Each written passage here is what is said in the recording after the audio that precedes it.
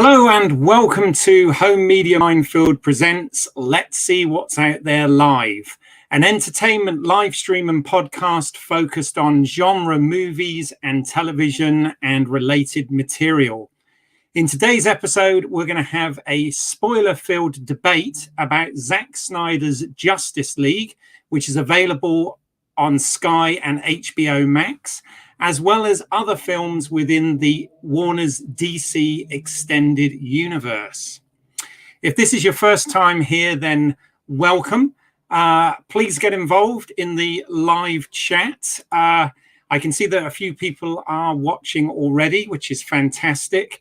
If you find this sort of stuff interesting, please consider smashing that like button, giving this a like, subscribing to the channel, and looking at some of our other work that we've got there. And as I said, please do get involved in the live stream. I will get to as many questions or comments as I can, but otherwise we'll just keep going.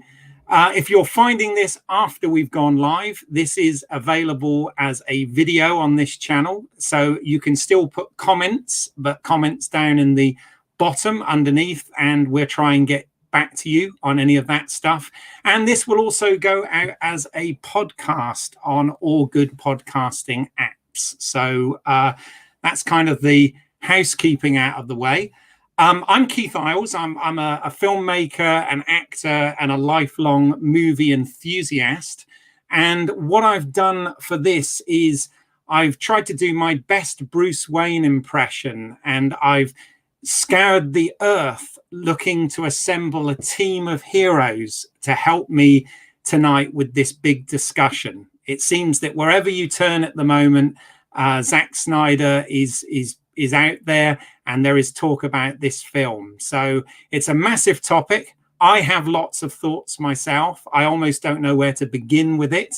But I want to hear from you guys, and I want to hear from the team that I've assembled. So I've tried to do this. Obviously, I've not done it quite as cool as Ben Affleck would, but I think you'll agree that we've got quite a distinguished panel to go to. So first up, I have comic book artist and DC fan, William McLaughlin. Hey, William. Hello, everybody. Hello, Keith. How are you? Very well. Everything seems to be right with the world. The Snyder Cut's been released. It's 2021. We're back on track for, success and utopia rather than darkness and Justice League. There you go. So you've already given your thoughts, William. Oh, yeah. Well, that's only a tiny sliver. I know I had to get you on this because every time, obviously, I'm in London and you're up in Glasgow, but every time we've met up, you have often talked about this. We've had long conversations about the DC Extended Universe, and there we go. We're finally at a point where we can talk on a live stream to the world about this. So, it's amazing. Thank you for doing this. Thank you for having me on. And even I think if you don't particularly like Zack Snyder's films or Justice League, either version of it, if you're a film fan, there's so much interesting sort of history behind how this film did and didn't go into production and how it changed and stuff. And that's a major fact, a major factor in what I'm interested in about it, as well as not just that I'm a fan of the material, but also that I think there's interesting business and sort of film industry components to the story. Yeah, no, absolutely. And those things are certainly areas that as a filmmaker and a movie geek myself, I really want us to delve into and look at. So hopefully we'll touch on some of that today. But talking of movie geeks, I felt that I had to get someone on that was a mega movie geek. So I'm really pleased to be joined by filmmaker Ian David Diaz. That was a good introduction. That was quite cool. How are you? Hello. I'm okay. I'm all right. Just ready to go as always. Hello, good, William. You all right? Yeah, good. Yeah. Ready to go. The question is, Ian, is this the version of Justice League that you as a filmmaker would have made if you had the opportunity? Absolutely not. Absolutely not. No, not at all. I mean, I did like it. The 4-hour thing. It's much better than who said that? It's much better than Whedon's version. So a lot better than Whedon's version. But there's so much. There are a lot of things that were wrong on this, and also I don't agree where Zack's taking all the characters. But that's just me. I'm sure there's loads of people that like what Zack has done with the characters. But for me, I don't like where he's taken the whole of that. My favorite characters are being shoved into the darkness for some unknown reason. I don't know why. I mean, Wow. I can understand Batman being in the darkness, but I can't understand Wonder Woman, Superman. But there you go. That's just me, right? Well, there you go. We're almost giving the game away just on the intros. But no, I take your point, Ian, and we really will delve into that. I'll shut up now. No, that's good. And obviously, anybody out there listening, I'd like to know what you know. But talking of Zack, I managed to get Zack to join the live stream, but maybe not the Zack that you're thinking. Instead, I've managed to get a special guest here who is halfway through their master's degree in comic book analysis, which I think that in itself, I could almost do an entire live stream about, because that sounds so interesting. So welcome to the stream, Zack. Hi everyone. How are you? I'm good. How are you doing? I'm good as well. Thank you. So, a master's degree in comic book analysis. Is that really as fascinating as it sounds? Yeah, it's more fascinating than it sounds, I think. You know, a lot of people hear comic books, they tend to think of superheroes, and when they think of superheroes, they tend to think of Marvel and DC. But I think even in terms of the superhero genre, it's so much wider than that. And then superheroes themselves, they probably, it's a very small fraction of the overall medium. To me, I think the main reason I wanted to do the course originally is because I thought, where is the next big boom in art going to be? And I think it's going to be in comic books, to be honest. That's very interesting. Yeah, no, that's interesting in itself, because I must admit, superheroes has almost become a sort of subgenre now in the industry, especially in recent years where we've had so many movies. And I've often thought about this, and essentially those superhero movies are kind of a mashup of action movies, sci-fi movies, and comic book movies. And as you've correctly said there, the term comic book movie is much, much wider than the two big ones that people always associate with it, right? Yeah, that's right. I mean, there are some excellent comic book movies that have nothing to do with superheroes, like Ghost World. I don't know if you've seen it. That's an excellent film. Yeah. And, yeah. I mean, I suppose you're right. A lot of the superheroes that you see in the cinema today, they are mashups of sort of comic book iconography with action films and science fiction and all the rest of it. But I just think that's an extension of the superhero genre in general in comic books as well. What's really great about this genre, as opposed to something like, I don't know, fantasy or horror, it's got an infinite potential. What I really love about superheroes is just the imaginative possibilities that you get with them. And it really just seems like the sky is the limit when it comes to what you can do with these films. So when you watch something like Justice League, it doesn't seem like much is going on for 4 hours. It sort of rubs me the wrong way. Okay. No, that's interesting. Again, we're getting a little bit of an insight as to your point of view on this, and that's exactly what we want. So that is good. But yes, I agree. These movies, many of them have taken on various different tones as well, and cross sort of other genres as well in that. And it is a massive topic. It's such a big topic that I almost feel that we should get a documentary made about this. And I might know of a chap that would be really good at this, because I am delighted that we're also joined by filmmaker and documentarian Anthony Bueno. Welcome, Anthony. Hello. How you doing? I am not bad, my friend. How are you doing? Yeah, not too bad. Not too bad. I'm really glad that you're finally seeing some success with your Ghostbusters documentary. That's been a labor of love of yours for many years. But what would you think about taking on a documentary to explore the Snyderverse? I say, what's your budget, and we'll talk. Fair enough. Hey, I ain't gonna be. I'm not diving into my own pocket like the last one, and he killed me. I've been Give me investigating. a Justice League budget, and I'll give you a Justice League documentary. I've been investigating Kickstarter, Anthony. I think there's a lot of people that would love to see you make a Snyder Cut documentary. It does go through your mind when you say, because it is a fascinating, just that the whole topic of it, the fact that had no chance of ever being seen or happening to the point where we are now, where it's been released, that they they drop another 70 million to get it all finished and stuff. So it's just, it's going to be debated for years. I've said this before now, but it's like it will be debated for a really long time. I think it's that kind of film, and it will become kind of that important in this whole kind of fan movement of what fans want and what they want to get made. And then the toxic fandom thing, which people kind of have been harping on, saying, "No, it's just the toxic fans are getting what they want." It's like, well, it isn't just about that, because yes, the toxic fans get heard, but there are a bunch of other people that want to see, this version that he wanted to make. I wasn't necessarily interested because I didn't particularly like his previous films, but now it's out there and I've seen it, and I really, really enjoyed it a lot. Yeah, and also I don't think any of us can ignore the fact that what we've just been through globally with the pandemic as I think had some bearing on this as well, because streaming and HBO Max and just the need for more entertainment while the theatres are closed. I'm sure that's had some sort of bearing on this also.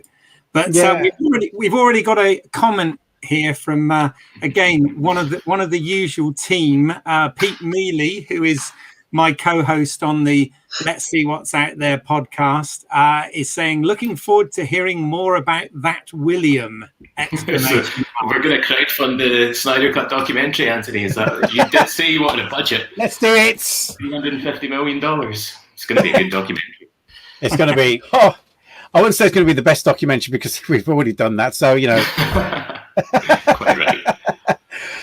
Right. Well, I was going to kick this off by basically getting everybody's sort of broad thoughts before we drill down into anything. But I think with the intros alone, I've kind of got a fairly good feeling as to where you're all coming from with this anyway.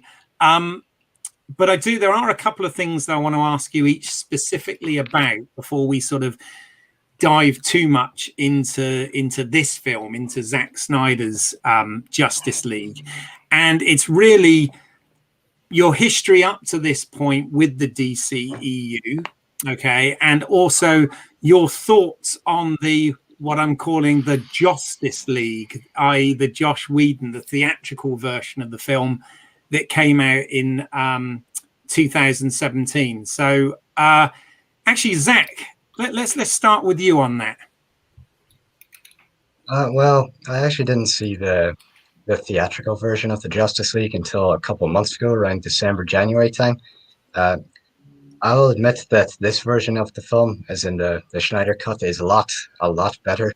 But at the same time, that's not really an achievement when you actually look at the theatrical version. I think that the 2017 Justice League, it probably, down there with one of the worst films I've ever seen.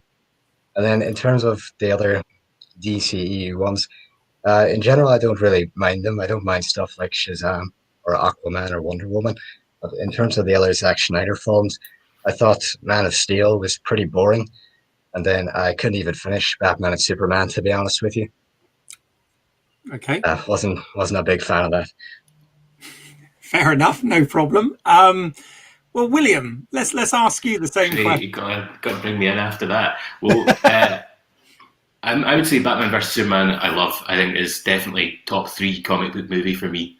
Definitely, I would say my favorite film of recent years.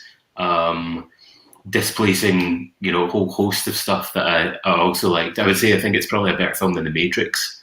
To come out at a time where you had the Donald Trump, Hillary Clinton campaign, and when the UK was voting and campaigning on Brexit, for a film about 2 beloved heroes to present them both as antagonistic forces that are going to destroy each other, I thought was totally hit the nail in the head of the zeitgeist for me. So I like the Zack Snyder stuff. I thought Man of Steel was good when I saw it at the cinema. Batman vs Superman I thought was incredible. I saw it 5 times at the cinema. I have to say, even at the beginning of when it came out, which is 5 years to the day that I went and saw it at a midnight release today, one of the things that really struck me about it is that you could tell it had been edited by somebody. Bits of it had been removed. And for me, a lot of the solution of that was in the director's cut that came out subsequently. So I really liked the first two films. I really liked Suicide Squad. I could tell, or I assumed, like the Snyder cut that had been, or Batman vs Superman, that had been gotten to by Warner Brothers, and then things like Aquaman and Shazam, and then later Wonder Woman 84, which I've not watched, and Birds of Prey, which I turned off. I just can't stand that they've attempted a carbon copy of the Disney model. Disney already make those films so brilliantly. I've got no interest in supporting Warner Brothers attempting to make an inferior knockoff version. Yeah, no, and that's fair comment. They've definitely, I don't think anybody can argue that, essentially Warner and DC course corrected simply because of the huge success that Marvel were having with the Marvel Cinematic Universe. And yes, we can kind of get into where they tried to copy them and whatever moving through this for sure. But what about you, Mega Geek? Me? Yeah, your thoughts, your history with the DCEU, and your thoughts on Justice League. Is that what you're calling it? Yeah. Well, let's start with Man of Steel. Didn't really like it. Well, that's where it started. So yeah. Man of Steel was the completely wrong tone for Superman. Superman is a beacon of hope. He's colourful. He's the flag waving American flag. He's Superman, and they didn't do that. What they did was they had a really rubbish, that's a British saying, rubbish script. It was absolutely terrible, a script.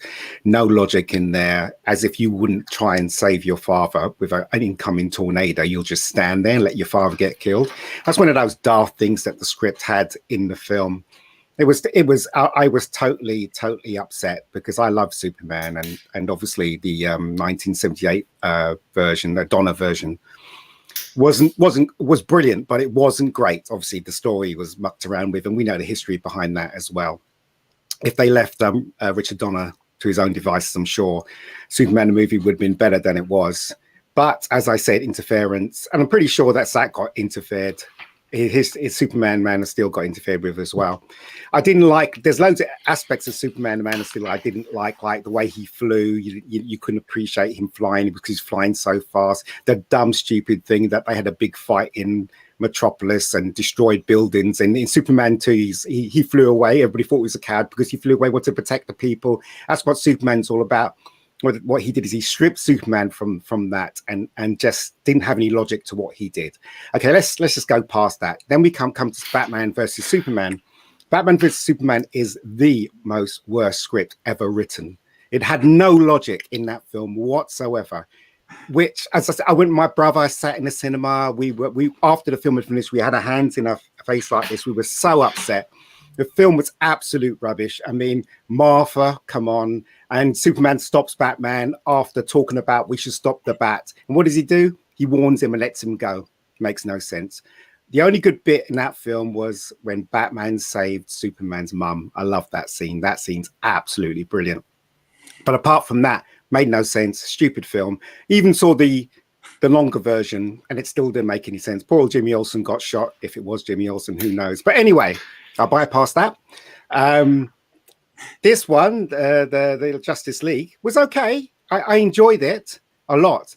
But as I said, it's still suffering from a lot of stuff. Like, what was that all about with the music and the girl smelling Aquaman's jumper? What was that all about? All right, Can somebody tell me why? We'll get to that. I think one point you said there that's actually quite interesting, though, is the fact that you've mentioned the Richard Donner / Richard Lester, Superman with Christopher Reeve, Superman 2, and it's quite interesting. There's a similar parallel there when you think about it. Yeah, it is. filmmaker having a vision and then losing control to the producers and another director being brought in. So it's weird. It's almost like history repeating itself. It's weird how they never, you know, I mean, as I said, I think the closest to the real Superman, as far as I was concerned, when I was growing up, when I grew up the 70s Superman, the comics, whatever, is the Christopher Reeves version. What the big question is, why did they get rid of his underpants? I know this thing about, we should get rid of his underpants. I'm like, that's absolute nonsense. Then you got his stupid costume, which looks like a disco costume. I don't know what were they thinking. Henry's brilliant as Superman, though. He really is. They still haven't sorted out the reason why nobody can tell he's Clark Kent and Superman is the one and the same. I don't get that either. And the worst thing about the Superman films and the Batman films is that the character development there was no character development. You just accept them for who they are. I mean, if you look at the Lois Lane in the 1978 version, she was quirky, she couldn't spell, you knew loads of things about her, you know. And then when you look at the Amy Adams version, all you knew that she was a reporter. That's it. Do you know what I mean? They didn't have enough time to. It's like they were too busy trying to beat Marvel at its own game. And that was probably the biggest mistake they made. And then even talk to me about Doomsday. Oh my God. Anyway, I shall stop there. If I can very quickly interrupt, one of the things that you've just hit the nail on the head there with is the original Superman and these films being kind of interfered with. And I think it's because the budgets are so enormous and the actual filmmaking itself involves all this conceptual visual effects work. And if you look at something like Death of Superman, the Nick Cage, Tim Burton version, similar sort of problem. That project never even entered into like production because it's so bloated and the studio didn't understand it. And then you look at something like Joker and you think that's the way to get a good comic book movie. Give the director $55 million and stay out of his way and let that. But the script was really good for Joker, wasn't it? But the script. Well, they spent their money in the right place. They did. Yeah, I totally agree with you. Fair enough. No, I appreciate all what you're saying. I mean, I've got thoughts on this as well, some of which counter that. But Anthony, I just want to know what your thoughts are on that real quick in terms of DCEU so far and obviously the Justice League theatrical cut. Justice League. I think I've seen Justice League. I think I've seen it twice, which kind of says it all. And I just remember going to the cinema to watch it and go, yeah, it was all right. And just not being feeling very indifferent rather than feeling like excited or like, oh my God, you know, there was a snap moment, but there was none of that going on. So I just don't, and I only remember certain things because they pop up on my like YouTube feed every now and again, like the fight when they resurrect Superman and all the rest of it. So it's the only things I kind of remember from it. So I don't, that's kind of what it did. It just didn't do anything. And the previous ones, I haven't seen the others for ages. I've ordered Batman v Superman, the Ultimate Edition, because my good friend Will and other friends have sort of like said, do you want to see that? Because say with me, it never made any sense to me. There was so much to it that I was like, hang on a minute. Whereas like everyone said, no, this fills in so many blanks and it just makes it a smoother ride. It still doesn't make it a perfect film, but it makes it a better film. And it's like, that's good enough for me. So obviously you saw the review on Home Media Minefield, of course, right? And it exactly. By that. I did sit through that because it's something I've wanted to watch for ages. Even though I wasn't all that, I'm always interested in seeing alternate versions of films, whether or not they're any good. I've got a few from Arrow recently when I finally got some money. It's like, right, I'm going to get this, I'm going to get that, and you see these like the director's cut version, and they're not great because they're, you know, they were kind of unfinished films in the first place to a certain degree, but it kind of shows you the direction. And the fact that they were able to sort of like go to Zack Snyder and go sort of like, well, there you go, there's the money, there's the film, and go and finish your vision of what you want to do. And it says a lot. And I don't always think that, you know, a filmmaker with a load of sort of like power behind them so they can make the film that they want to make is always the best thing, because you always need, you know, somebody by the side of you to sort of like to tell you where you're going wrong and where you're not. But, you know, you can't, you know, I you know, it's 4 hours and I really, really wanted to watch it again.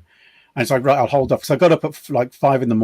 I was just like, I just couldn't sleep because I was just like, all right, I was like trying to download it. It wasn't downloading through the app. So like, right, I'll get up. I thought if I get up now, Mom and Claire will be in bed. They're not going to come out and interrupt me because that's really going to get up my nose. So I can just kind of sit and just watch it at the crack of dawn. and I just got absorbed right into it. I just thought it was, it could have been sort of like an hour shorter if there wasn't so many slow motion scenes, but either way, it gives you a chance to take things in a little bit. And we started to watch it with Claire and Mom. And Claire isn't a massive fan of the CG stuff, but she was still engrossed in the story and what was going on. And Mom, she's of an age now, so things aren't coming to her as kind of quick. Like, some plots can be complex, and especially a film that's highly visual. I think, weirdly, the slow motion stuff, it just gives you a chance to kind of ingest what's going on, because there's all these things visually. There's a story being told, so you can only go so far with a complex story with that kind of film. And I just watched it, like everyone was saying, just watched it and didn't even bat an eyelid. And then you think, Christ, that was 4 hours. And so I as much as I wasn't a massive fan of the previous films, I was still, especially in the last trailer they dropped for it, and the way, the music played, it's like, I really want to see this film now. I really, really do. So, and loved it. It was, that was it. Simple, short and simple. Loved it. No, absolutely. I mean, with me, I much like Ian, I'm a massive fan of the Christopher Reeve, Richard Donner Superman movies, and for years that was always kind of the template. It was Christopher Reeve's performance, it was John Williams' score, and it was the whole sort of crystalline Krypton and the sort of Donner aesthetic that they put to it. And obviously Man of Steel went in a really different way with it, and I kind of appreciated those changes. I appreciated the difference, and that they were trying something different with it. The thing I had the biggest problem with when I first saw it, but I now look at it differently because I realize it was all part of a plan, was the the sort of mass destruction at the end. As Ian rightly said, in Superman 2, he flies off to the Fortress of Solitude to take the danger away from the people and all of this sort of thing.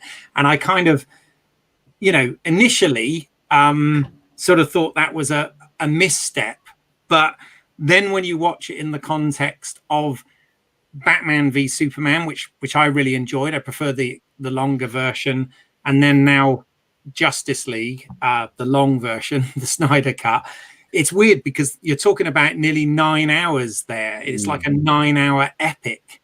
And it's quite funny because everybody compares this stuff to the MCU all the time, the Marvel films all the time. But I almost look at it as being comparable to the Lord of the Rings, because it felt like this big, sweeping, epic fantasy. Zack, as a student of comic book analysis and whatever, what are your thoughts on that in terms of the mythology that this is set out and how it sort of stands against some of those other films? Yeah, I mean, I suppose it is kind of interesting to think about it in terms of the mythology. I know that Justice League was just meant to be like part 3 of, and this is a direct quote from Zack Snyder, a 5-film trilogy. And I do think it's kind of interesting that the other Zack, decided to pick the superheroes as gods. But the thing about it is, I don't think he pulls it off very well, because he has this grand idea that superheroes are gods and that we can't really relate to them. He's trying to go the opposite of the Marvel way of making them into relatable humans and all the rest of it. But I think that also gets confused in the script writing with just being completely unable to write normal dialogue or scenes, to be honest. And then, I mean, there's a scene in the Snyder cut, actually, with Martha Kent and Ma Kent, where they're having this heart-to-heart. It later turns out that Ma Kent is actually an alien, but that's actually not why the scene is unrealistic. I mean, if you actually listen to the dialogue, it seems very heartfelt, but if you ask yourself, would anyone ever say these words to another person in real life? It simply wouldn't work. I think it's very weird melodrama in that way. But, I mean, this point about mythology, I think that's what Zack Snyder was aiming for. He was trying to create a new mythology rather than just, making a bunch of action movies. Like, I don't know, his old films, 300, Dawn of the Dead. Um, it just doesn't work because he's only got like 6 people in this pantheon. One of them's Amber Heard. The whole thing to me just doesn't make any sense because he's created this world where the gods are supposed to be viewed as superheroes who are also meant to be viewed as below the new gods, but they can also, if they get Superman, beat up the new gods within seconds, but also they're destined to lose to Darkseid, even though the old gods, who are weaker than the current Justice League, are shown easily nearly killing him and driving back his whole army thousands of years ago. And then they're meant to be also higher up than civilians that we almost never see unless they're in a victimized context. Oh, the whole thing's just confusing, to be honest, Keith. I'm confused. Yeah. No, I mean, I've actually watched this twice, and there's one thing that I'm still a bit confused about with the sort of backstory. One thing. And well, most, to be fair, most of this gels pretty well, and I definitely prefer the heartfelt scene with Lois and Martha Manhunter. I'm going to call them in the Justice League version, where she talks about how he says you've got quite a thirst. Oh, I'm in a hunger. Trying with a rude joke in there in the Snyder version. But yeah, the thing that maybe you guys can sort of put me right on this, because the only thing I wasn't really getting was way back in history when Darkseid was there and had the battle with the Amazons and the Atlanteans and the Green Lanterns, Green Lantern Corps and all that sort of thing, and Man and whatever, and they left, and then obviously they've spent thousands of years conquering planets. And what I wasn't understanding is why didn't they know that I've forgotten what it's called. Anti-life equation. Thank you. Why didn't they know that the anti-life equation was on Earth? Did I something? No, but the thing is, though, he did know it was on Earth, because remember in the beginning, he something hits the floor and then it all spreads out, doesn't he? So yeah, Darkseid he knew it was there. But why did it take thousands of years then for them to come, and thousands of conquering other worlds to get back to Earth? Had they forgotten the location or something? I got one word, Zack. I think it's one of my criticisms of Zack Snyder.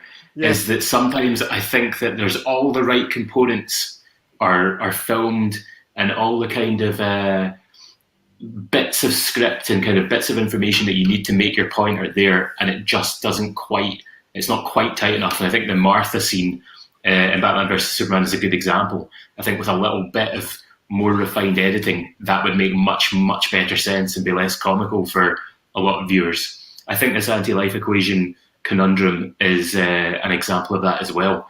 I think it's meant to be coincidence, and I think it's meant to be that Darkseid's defeat is so bad.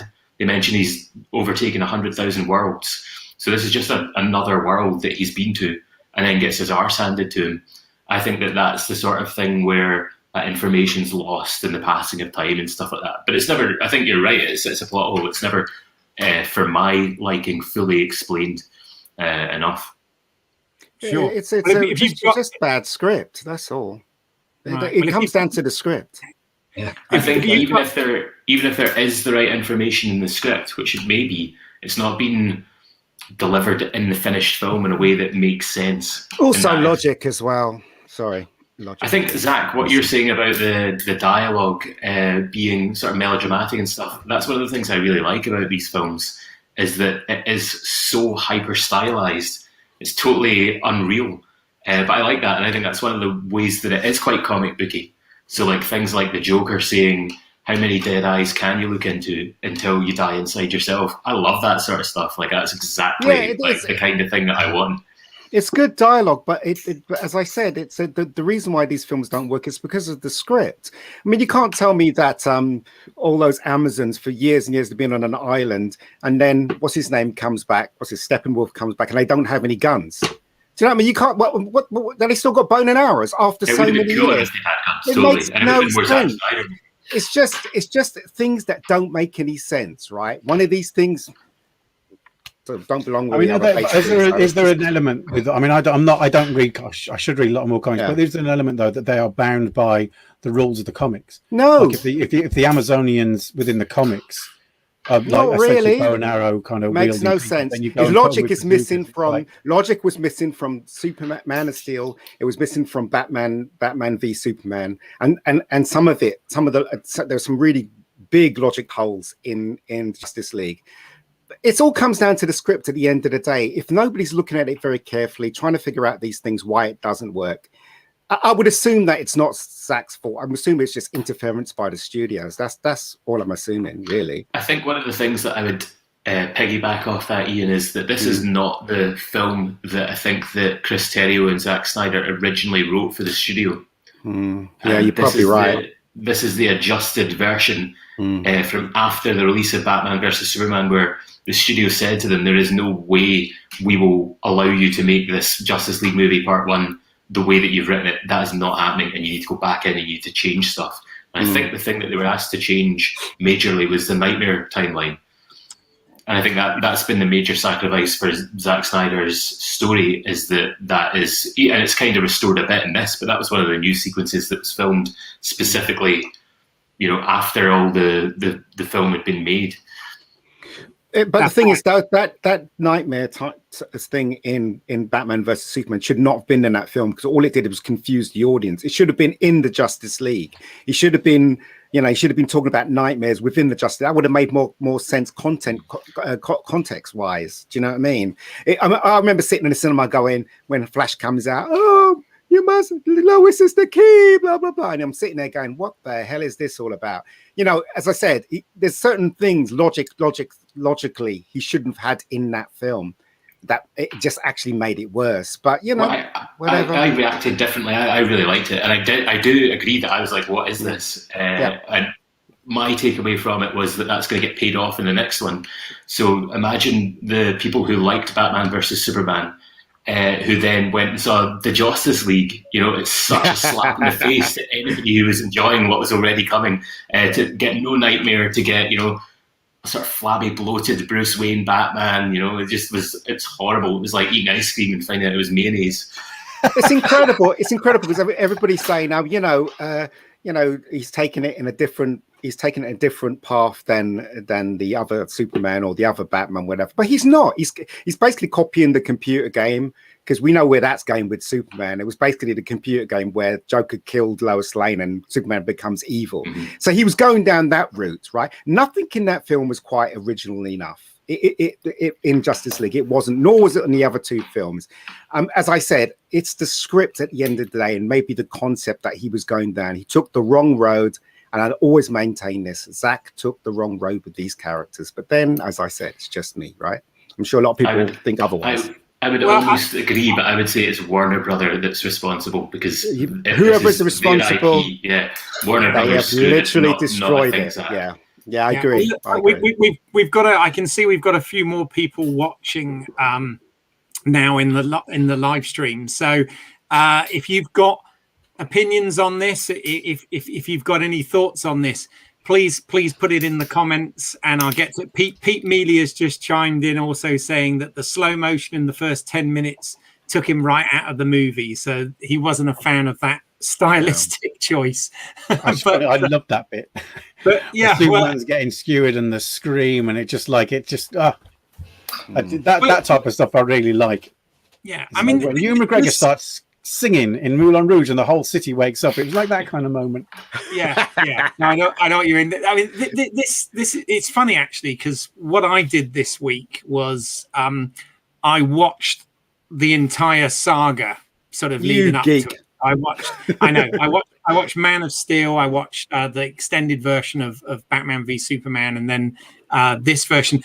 And it's funny because, when you watch it in that context, it's, I take what you're saying, Ian, about things not making sense, but I think when you watch it as a saga, as a but Keith, that's not the point. It makes sense.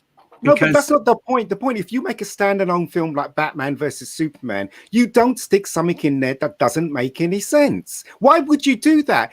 Why would you do that as a narrative, as a film? You're bound to think the audience would not know what this is all about. And they'll be like, even a bit where those things were attacking and Batman was beating everybody up with the gun and killed people and stuff like that. I was sitting in their cinema thinking, what is this? Where are we? Do you know what I mean? That didn't help the narrative of the film. That should not have been in that film at all. It should have been in a Justice League where we could understand it.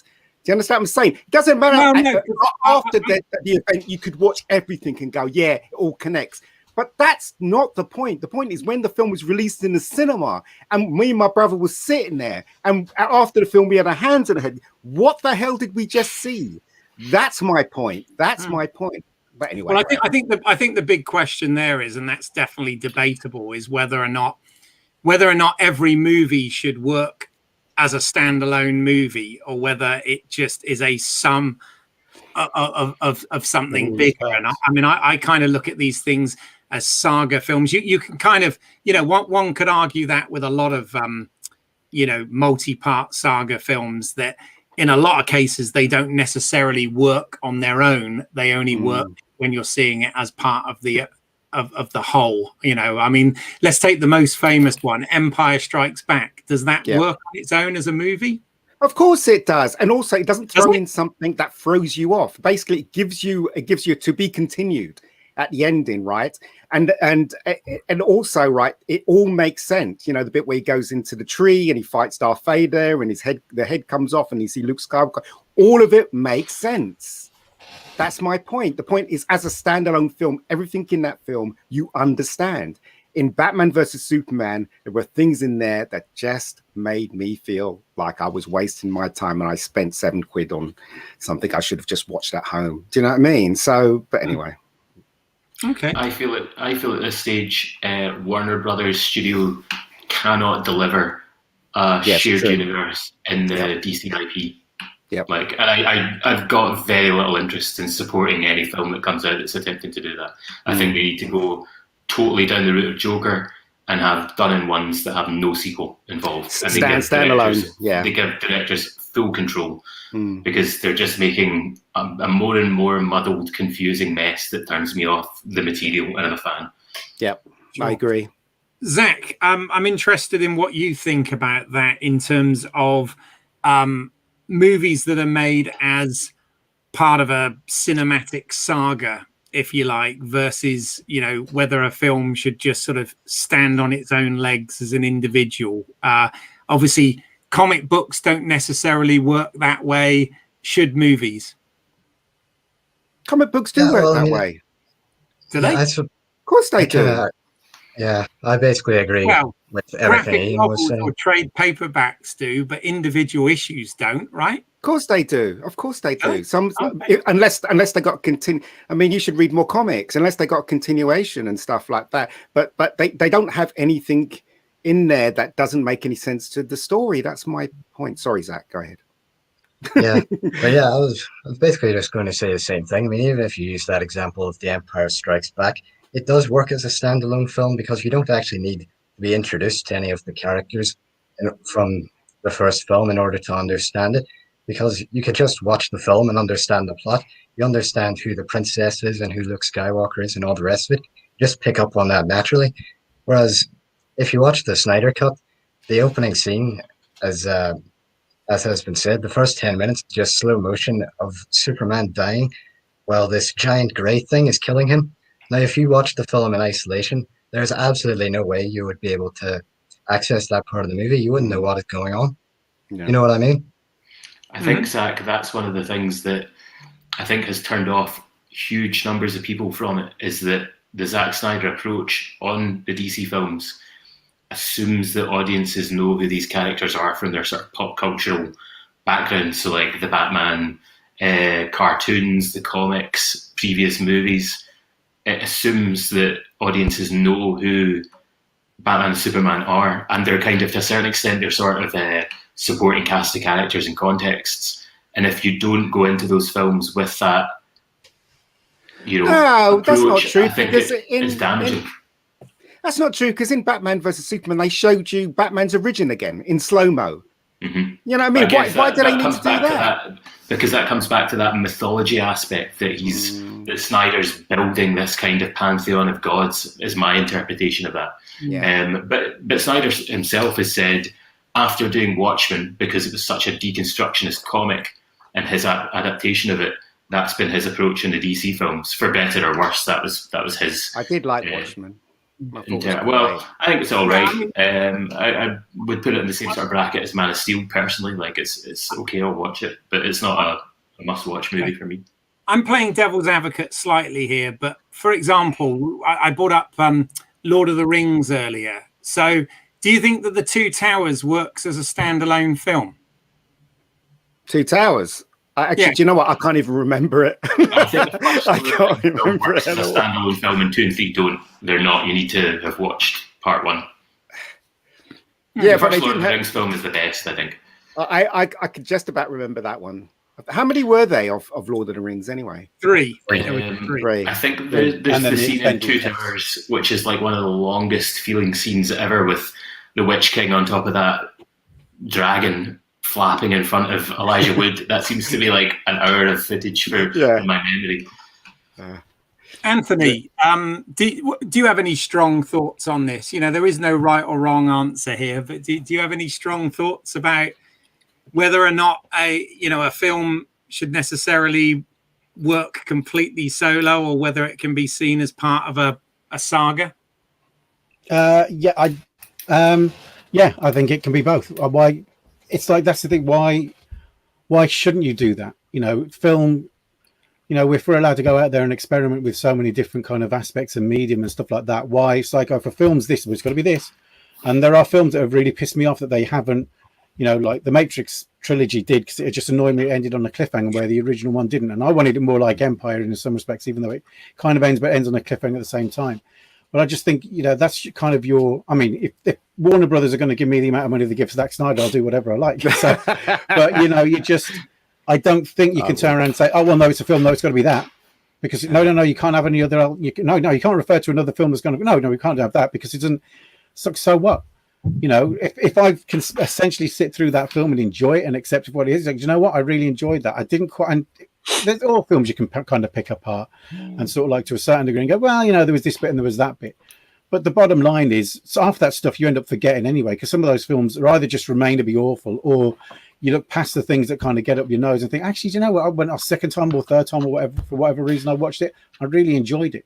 And yeah, there's that and there's that, but as a whole, I just kind of sat and enjoyed it. And you've got to be free to even explore and experiment with that kind of stuff, because otherwise you'll just be churning out the same old stuff all the time. Well, no, you got to do this and you got to do that, and if you do, and it just, you know, yes, you got to have those rules there, but you've also got to sort of like sometimes sort of like just think, you know what, I know what the rules are, but I'm going to do this anyway, and if it works, great, and if it doesn't, then okay, then we don't have to do it again. But it's like you say, because I look at that, and I mean, you know, I agree with Zack. You know, before we watched the film with Claire and Mom, it was like, right, this is, you kind of need to see the first film, because you basically, it takes place after Superman dies, the thing Doomsday, and you know their eyes glaze over because they don't know what I'm talking about. But anyway, we say like Superman's dead. That's kind of like the big kind of thing, and that's kind of, so that just helps you understand that. But then to turn around and say, well, no, we can't have that. That film cannot exist, because you can't have like a reference. It can't start essentially from where the other one left off, because it's its own separate thing. So it's got to be, and you can only have a slight reference. You're also narrating yourself creatively. It's like, you know, to be quite honest, so what? You know, I watched it, I enjoyed it. I didn't think I was watching like cinema being rewritten. I sat and I watched it, and I took it in, and I thought, you know what? From what I remember of watching the original, like theatrical version, I was just very impartial to it, to the point where I can barely remember it. I've watched this one, and I'm just like, God, that's really, you know, it's fascinating that he's able to kind of take this film and move ahead with it. But to, you know, feel as though you can't have, you know, it's like Zack was saying about the dialogue again. I don't mind. I was invested enough into the story where I wasn't focused on that, because the whole thing essentially is completely ridiculous, Because if you're going to stick to the rules of everything, it's like, well, Superman wouldn't get off the ground because he wouldn't exist, because aliens don't exist, and he ain't going to bloody fly, and he ain't going to bounce bullets off his chest because those people don't exist in reality. It's like, we're forgetting all of that. We've got to reconstruct what reality is based on this. And why not have dialogue be a little bit hokey at times? Star Wars is riddled with hokey dialogue, but you don't care less, because the actors deliver the lines the way that they can be delivered in a way that makes you think, yeah, I can completely sit back and think how utterly stupid this actually is, but it's good fun. If you're going to start picking it apart so much, why is everyone humanoid? Why aren't they sort of like phantom? Why aren't they octopuses? Well, it's all that kind of stuff. There's only so much you can break things down to go, you still got a story that people have to understand, and people are just going to enjoy and think, get taken away with a romance. Maybe if there was like a big song and dance number in the middle of it between the Justice League, might have been taking it over the hill, but I'll be up for watching the scene if it exists. Yeah, I pretty much agree with what you said, but my basic point about the dialogue, the problem isn't that I think it's too over the top or anything, because there's this brilliant comic by Warren Ellis called The Authority, and it's sort of like a deconstruction of the Justice League, but it's using all these different characters that are sort of like fill-ins for them. And there's one who's meant to be a fill-in for Batman, and he basically just sees someone in a hallway. And it's basically like, do you have any idea how many different ways I could kill you? I could kill you 10,000 ways just with this glove. And it's just this whole page is filled with like different ways that he's listing it, and I just love it so much. But the thing is, the reason that works in that context is because it's set up this fictional world, but it's sort of using the dialogue to if you know what I mean, it's taking the original idea, it's taking an incredibly ridiculous premise and saying, well, if this ridiculous premise was the way that reality worked, if there were Supermen in this universe, then how would it realistically play out with these rules in place? And I don't think that Snyder's Justice League film, if you pay attention to the dialogue, I say you do have to pay attention to it, because, as you say, it's not always a massive problem. But in general, it's sort of problematic for me in that sense, because it's just not really working within those rules that it sets up. Fair enough. We're talking about not working within rules that are set up and looking at things from different points of view and experimentation. We've just had a comment in from Johnny L1. Thank you, Johnny, for putting this comment in. He said, the aspect ratio was an odd choice, I felt, for a film that big. I wanted it to envelope me. So one of the things I wanted to touch on was the aspect ratio for this, and kind of what everybody's thoughts are on that. Who wants to kick off? I would say Johnny. I think he's going to go for an IMAX release, definitely. But if you thought that aspect ratio was unusual, Snyder and his sort of helpers have announced that they're going to release Justice League in black and white. And you can find on Twitter and Facebook and Instagram, the hashtag is Justice is Grey. So not only will it be IMAX sort of proportion, it will be black and white. And I think the creative reason for this is that Snyder said that he was a big fan of Seven Samurai, and that ensemble movie of coming together and defeating a foe collectively was one of the things that he used as a touchstone for his Justice League movie. So I think that's the creative justification from Snyder. And apparently when he edited the film, he only had the offline black and white footage that he cut with. And when he showed people like Jason Momoa and Gal Gadot and members of the cast and crew the finished edit that he'd done, that was how they watched it, was as a black and white version. So I think that's my understanding of it. Mm-hmm. Interesting. What do you guys think about the aspect ratio? Because it is quite unusual to make a film like this that way. Yeah, I'd watched The Lighthouse a few days earlier, and even when I was at film school, that I remember them sort of like saying, just because you like everything is widescreen, sort of like now, doesn't mean to say that's what it has to be. You play around with it, and generally, like 4:3 creates a slightly more claustrophobic sort of like feeling, which I didn't get with this. So it didn't pull me out of the film. I was just kind of like into it, and whether it would have felt any different one way or the other, I don't know. And if you are seeing more information there because it's filling the top and the bottom in, maybe, but it didn't bother me at all. And it's certainly, I've something like that, like, you know, when I go out and make films myself, you start thinking about, you know, it doesn't have to be like learning about, actually recently was learning about like CinemaScope and full frame and all that kind of stuff. And it's sort of like, well, yeah, it's like, just because it comes down to that thing, just because you can, should you? And I didn't see a problem with it personally. I was just again into it, and that was it. I would like to see it in the IMAX. That was like, seeing it like that. It's like, I would love to see that all in the IMAX and see how that will affect the way that I'm watching it. Yeah, Ian, you're a filmmaker. Do you have any strong feelings on this bit? Well, when it started, I thought, okay, so bits are in IMAX, so it'll probably stretch out soon. Because when we watched I think I watched Batman. Was it? No, it was the last Batman, yeah. And when I was watching it on Sky, it had that, and then it had that. Do you know what I mean? And so I thought it was going to do that, but the whole film was in 4:3. I didn't really mind it at all. It didn't really spoil my enjoyment, but you know, it is what it is at the end of the day. You know, I think some people could try too hard or try to be too clever, like putting a film in black and white. If people go to see it in black and white, you know, they see it in black and white. You know what I mean? It makes no sense to me. It makes no sense to me that why they would have IMAX and screen it, broadcast it on TV, because that makes no sense, because obviously TVs are 16:9. So 235 or 16:9 would have made sense. But they decided to do it this way, which made no sense to me. Again, it makes no sense to me. Then again, that's Zack all over, isn't it? Doing things that don't make any sense. But there you go. As a filmmaker, I think he's a good example of, you should do things that you want to do. I think if you do things, you can doesn't mean to say you should. That's very true as well. And I think that if you're a creative, you should be asking that question, or you should be thinking about that too. But in terms of like making comics, for example, I think if like, for example, I'm making a comic at the moment, if I make it the way I like it, other people will like it too, because that's how taste works, I think. Yeah. If I try and appease an audience or approach an audience, am I going to do as well as the other creators that I admire that I'm going to be aping? I don't think I can achieve, you know, copying somebody else or playing to an audience as well as I could be my own creative self. And obviously that's much more of a constraint in filmmaking, where you're dealing with, on the sort of DC film scale, hundreds of millions of dollars.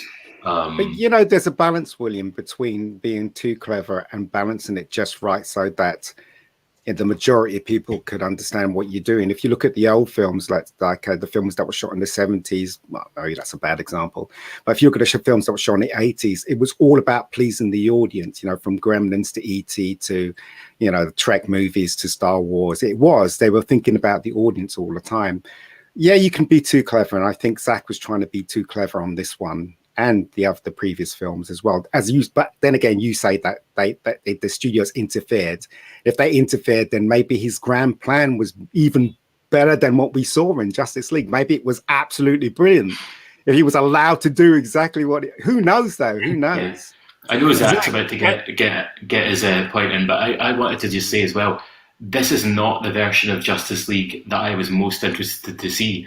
The version that I wanted to see was the 214-minute Zack Snyder theatrical release. Well, this one's like 100 minutes or something, but I wanted to see the 2-hour plus version that he had. I think it's 3 hours for cinema release. That's the film that I wanted to see, and I would still like to see that, because that's the film that he intended to release, that Warner Brother execs called unwatchable.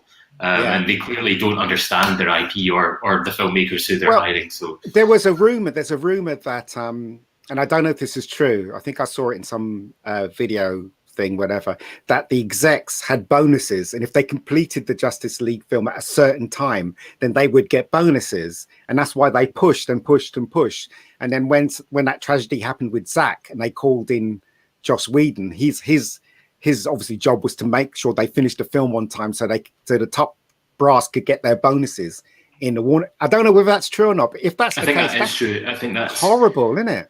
I think that's Kevin Tsujihara and John Berg, were the two execs at the time, and because of the merger, they were in line for like $50 million bonuses. Wow! Each. And you know, if you've got that amount of money and it's a business for you, I guess maybe you don't worry too much about the product. Yeah, it's that thing about commerce versus art there.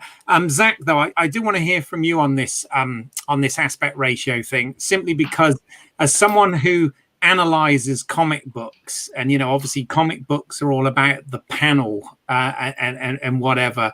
Do you have any sort of strong thoughts as to 4:3 versus 16:9 and all of that stuff? Yeah, I mean, I suppose I sort of agree with what everyone's been saying. I didn't really mind it once I got used to it. I was somewhat confused at the start with the little message that comes up that we've kept it in 4:3 to preserve the director's creative vision, because I wasn't aware that he originally filmed it in that. I thought originally he had filmed it in 16:9, Yeah. and then to me it almost seemed like he was just doing this to spite the people responsible for the Joss Whedon cut.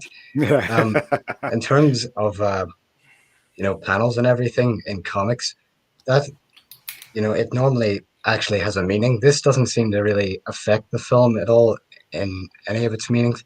To me as well, this whole thing about the Justice League being in black and white, I mean, it's like Ian said, it's just pure pretentiousness. He just knows that he can just keep on selling slightly different versions of this over and over again to his fans I think that's with exactly different what it is. Instagram filters on Yeah. it, and it's just going to keep on selling. I mean, think about Kurosawa and Seven Samurai. Kurosawa was a guy who was well known for like putting a lot of effort into making his black black and his white white. Whereas in this film, what he wants to do is take a film that was made specifically for color, very muted, washed out color, fair enough. But I mean, if you just take that and make it black and white, I think it would look really, really muddy. I don't think it would come out looking well at all. And again, I don't think it would actually add anything to the film's meaning at all. Mm-hmm. Now, from my own point of view, with regards to the aspect ratio, because I've already talked about like kind of looking at this as a complete saga. So watching Man of Steel right the way through to the end of Justice League. I would have kind of liked it from a point of view of consistency to have remained in one aspect ratio. I do understand, why he made that choice, but I do think, like for example, again, we're going back to. I'm not even a massive fan of Lord of the Rings, but I've mentioned it here. But one of the things Jackson did well is you watch all of those films and they have that sense of continuity with the aspect ratio and with the music and all of this sort of thing. So I remember I went to see all three of them at Abbey Road Studios. Actually, they did like a sort of epic 9-hour stint of all of it, and it was fabulous to see it there. But I find it somewhat disappointing that we don't have kind of the same level of continuity between them with regards to that. Particularly as the other films were framed that way.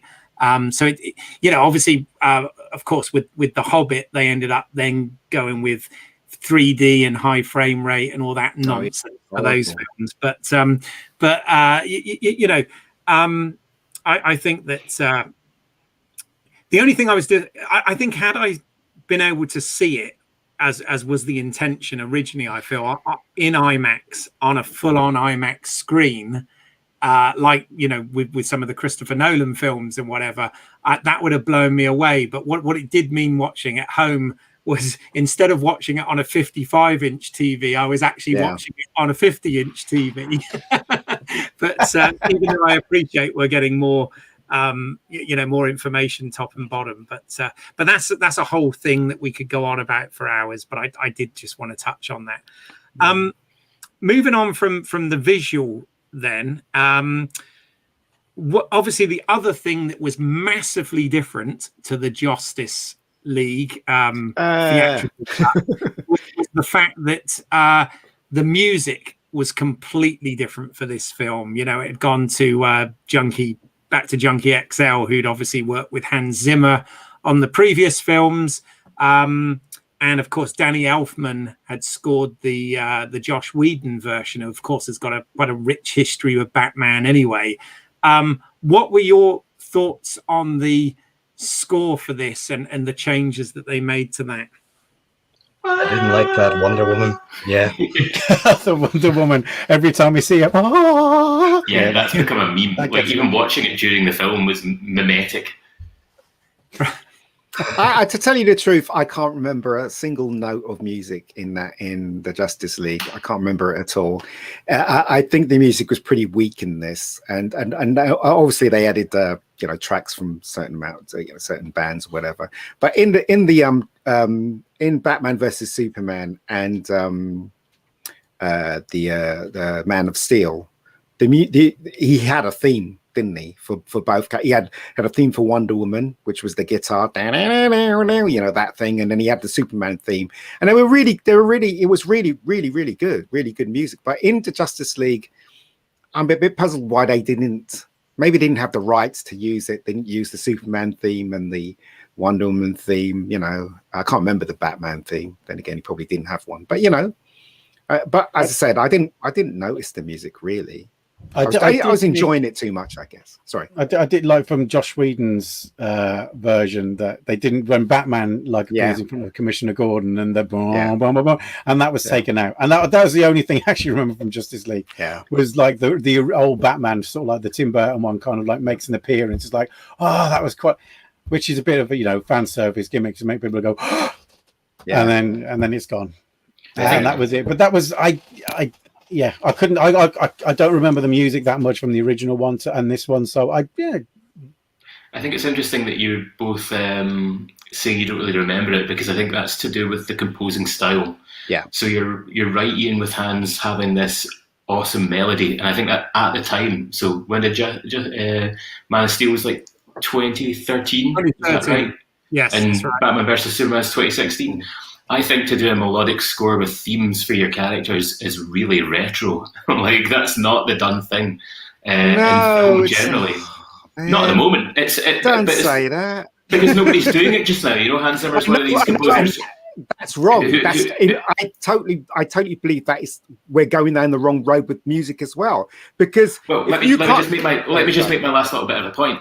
I think most composers do what Junkie XL was doing on that, which was incidental music that fits the kind of like moment in the scene rather than a character. And I think it is forgettable. I think it's meant to make you immersed in the film rather than immersed in the plot and the characters. No, well, look, I disagree. Right, the music of the 80s and the 90s movies, they made you come out and you hum the theme. You can hum the theme of E.T. Totally, you can hum the theme of Star Wars. That's where it comes from. But today's music is just noise. Yeah, it's I'm agreeing with you. Sound effect. I don't disagree with that. But the music is so important in movies. It can make you fly, your heart jump. It can make you believe in that character. All you have to do is play the Indiana Jones Raiders of the Lost Ark march, and all you remember is him under the truck.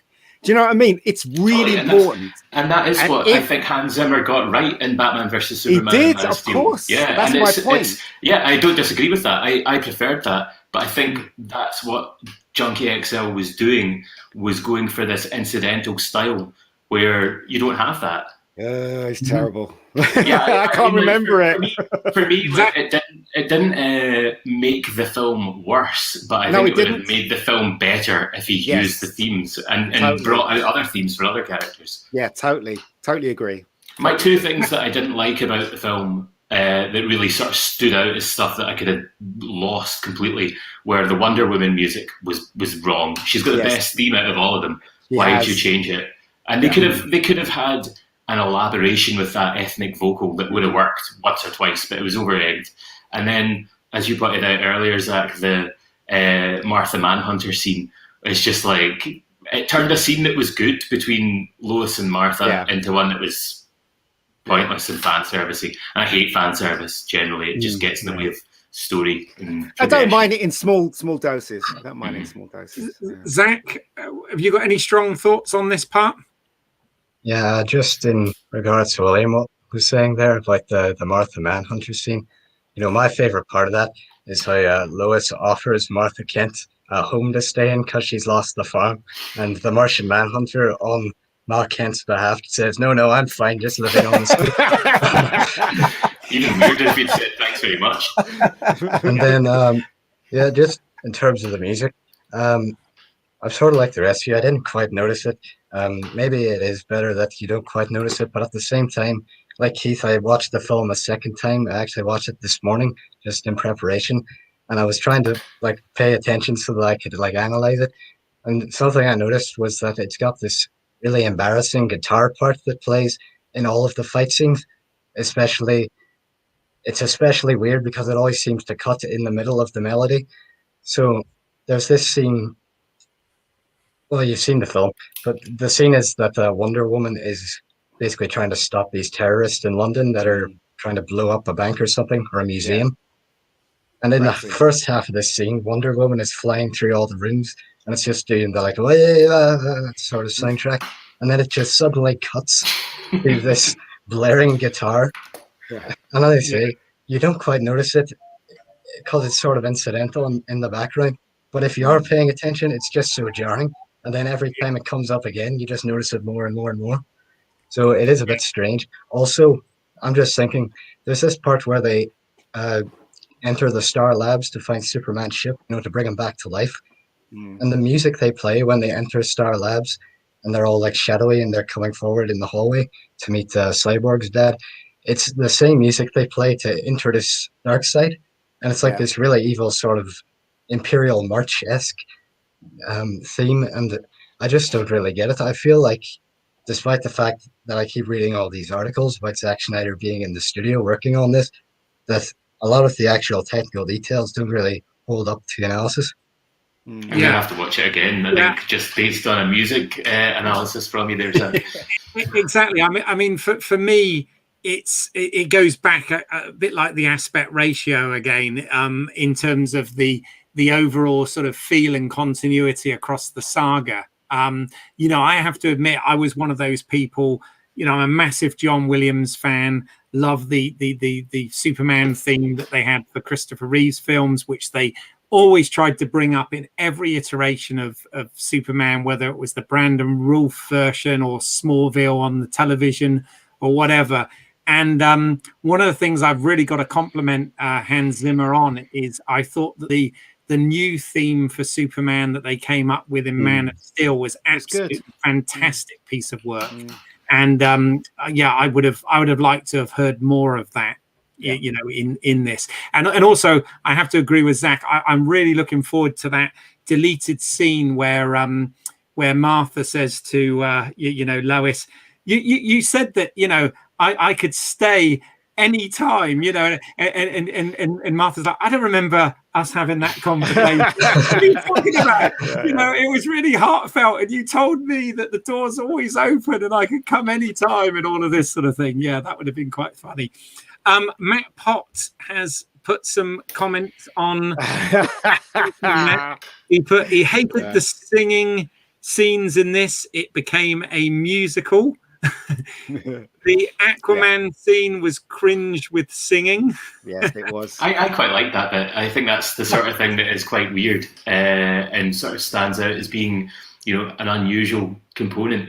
I'd say one of the things that I felt when I watched it for the first time was obviously Zack Snyder and Deborah Snyder's daughter had killed herself, which is why he stepped away from the film and they just didn't work on it anymore.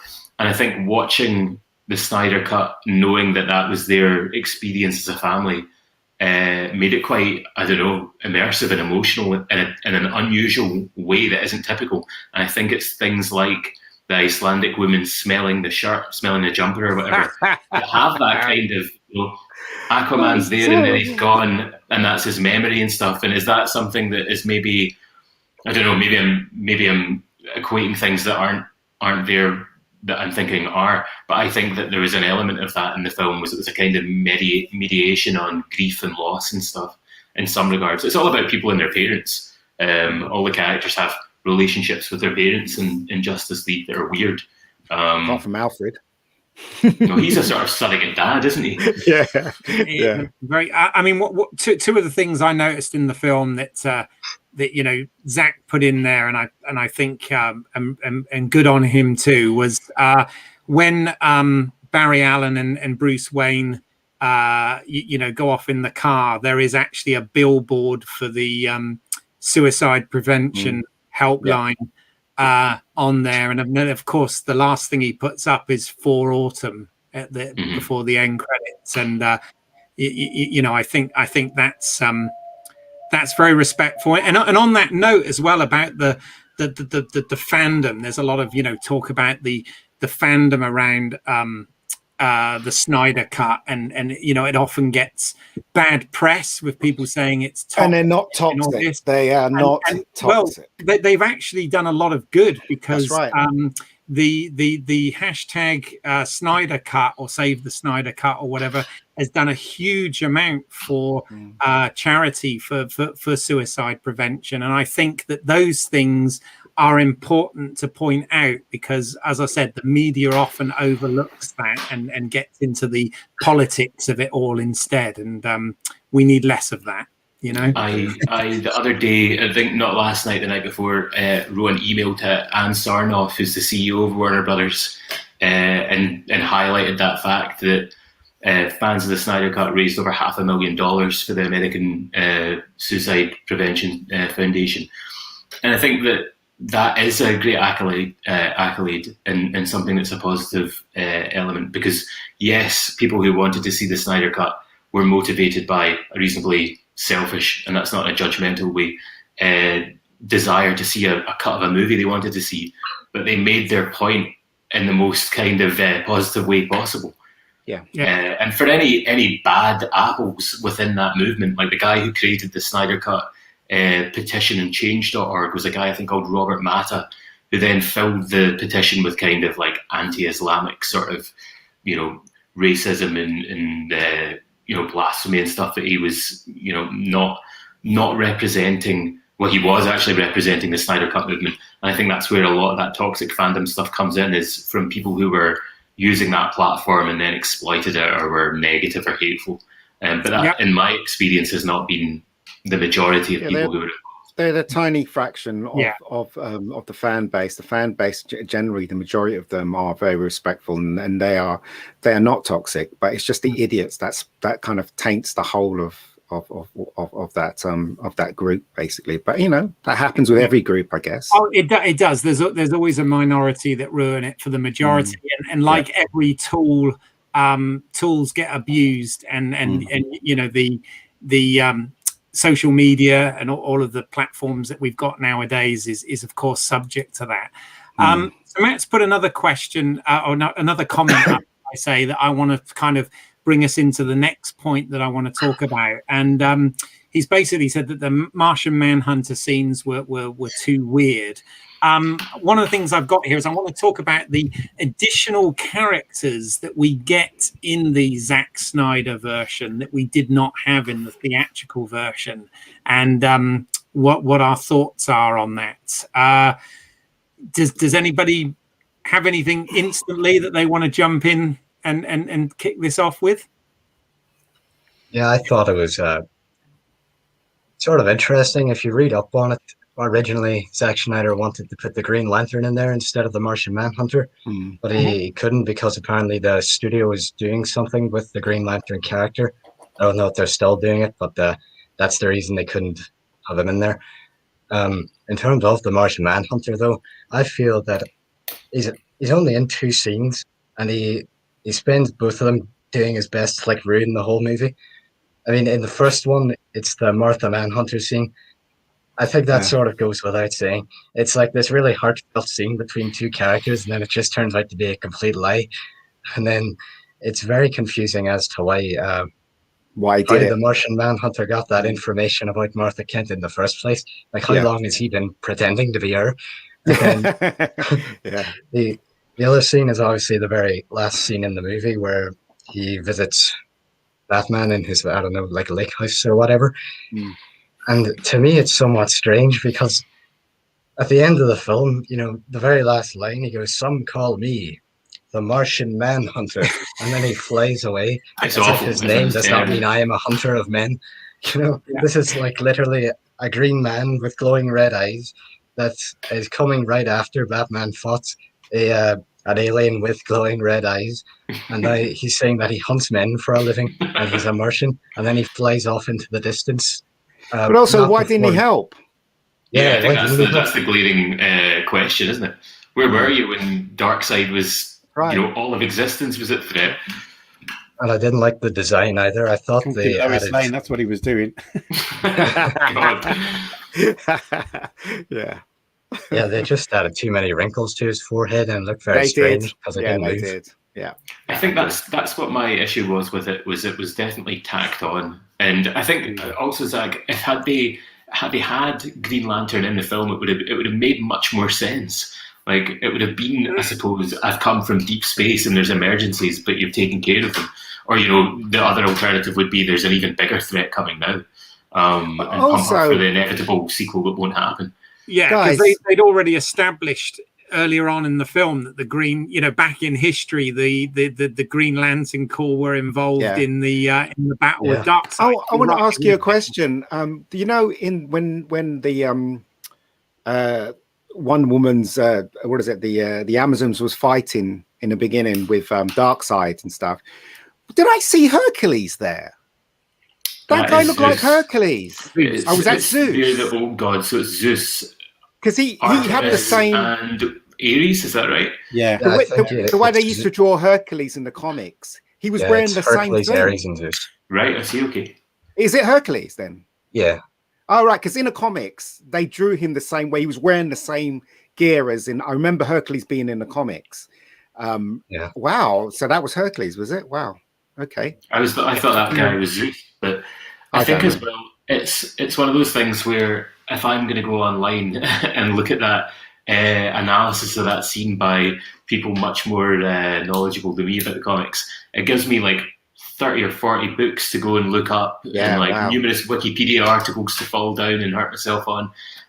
So I love that aspect of comic book movies across the board. I mean, the MCU and other companies like Sony and Fox have been really good at showing you little bits where you can then go and investigate. Who was that character? Another question is that they had the boxes, the 3 boxes. Why? And they all come from different parts of the universe. Why did they leave all the 3 boxes on Earth? Why couldn't they have just, taken one box to another planet or another realm? Or do you know what I mean? Why did they decide to leave all 3 on Earth? I mean, it's easier to find if it's on one planet. Let's face it. So I got the impression there were loads. Are there not loads of the boxes? No, it's just 3. Apparently they're just 3. Right. So I didn't understand that either. But then, I don't know. Quite a good MacGuffin, a box. It's just a box. It does stuff. A box of stuff. Yeah. On that with the additional characters and whatever. Of course, in this we do get a version of Iris West. Yes, we do. Although her name was never mentioned though, in the whole of that sequence. It could have been a random woman. Yeah, they don't actually mention that. But obviously, this was a sort of an alternate introduction to Barry Allen. And, I wonder what you guys thought of that scene. What struck me with it is I thought that they were, in some respects, trying to do what they'd done with Evan Peters in the X-Men films, with those sort of famous Quicksilver scenes. It kind of, obviously, the Flash and Quicksilver being very, very similar characters from different properties. But I just wondered whether you preferred this introduction for Barry Allen and whether you had any thoughts on that actual scene. I liked it. I really liked the scene, and I thought it was quite amusing as well how he plucked the hot dog out of the ear and stuff, and how he brushed her hair off her face and stuff like that. But it's a shame because the worst thing about this film is that you're not going to get another one with these characters in it, and I think that's a real shame because I think Zack has made it's a good movie. It's full of flaws, of course, but it's a good movie. And it's a shame that he's not going to go forward because, Warner Brothers is going to put their big size 9s on it and stop it from moving forward. But I did like that scene, though. I really thought it was quite good. And they were trying to copy the Marvel thing, of course. But, if Flash took on Quicksilver, he would beat him in a race because Flash knows the Speed Force and he can make things go back in time. But the Quicksilver couldn't do any of that stuff. He was just fast. Do you know what I mean? So Flash would beat his ass in a race. Just reminded me, it just reminded me of, Evan Peters was doing stuff with The bowls of glasses. water and soup, and all this sort of thing. Yeah. It kind of reminded me of the hot dog thing. By the way, Matt Pott has put, I was worried what the Flash was going to do with the hot dog. I don't know, Matt. Leave it in his pocket for 6 months, it would go mouldy. I think that sequence was really nicely shot. I think it's one of the examples of the music, like a song choice, being something that I would never have expected, and having it work really well, because it's quite a humorous sequence, but then you get that sort of tenderness where he is carefully saving her life and stuff. It just made me really want to see Rick Famuyiwa's Flash movie that he originally had planned. He's the director who's done, I think, Woods and Dope. I think if you haven't seen Dope, it's an amazing film, absolutely brilliant. And I think as a director, he had really interesting ideas where the Flash would have confronted some sort of racist element in the police department in Central City, and Cyborg was going to be a main character, and they had Ray Fisher and Ezra Miller lined up, and this girl Creasy Clemens, is that her name? I can't remember the actress's name, but I really want to see that take.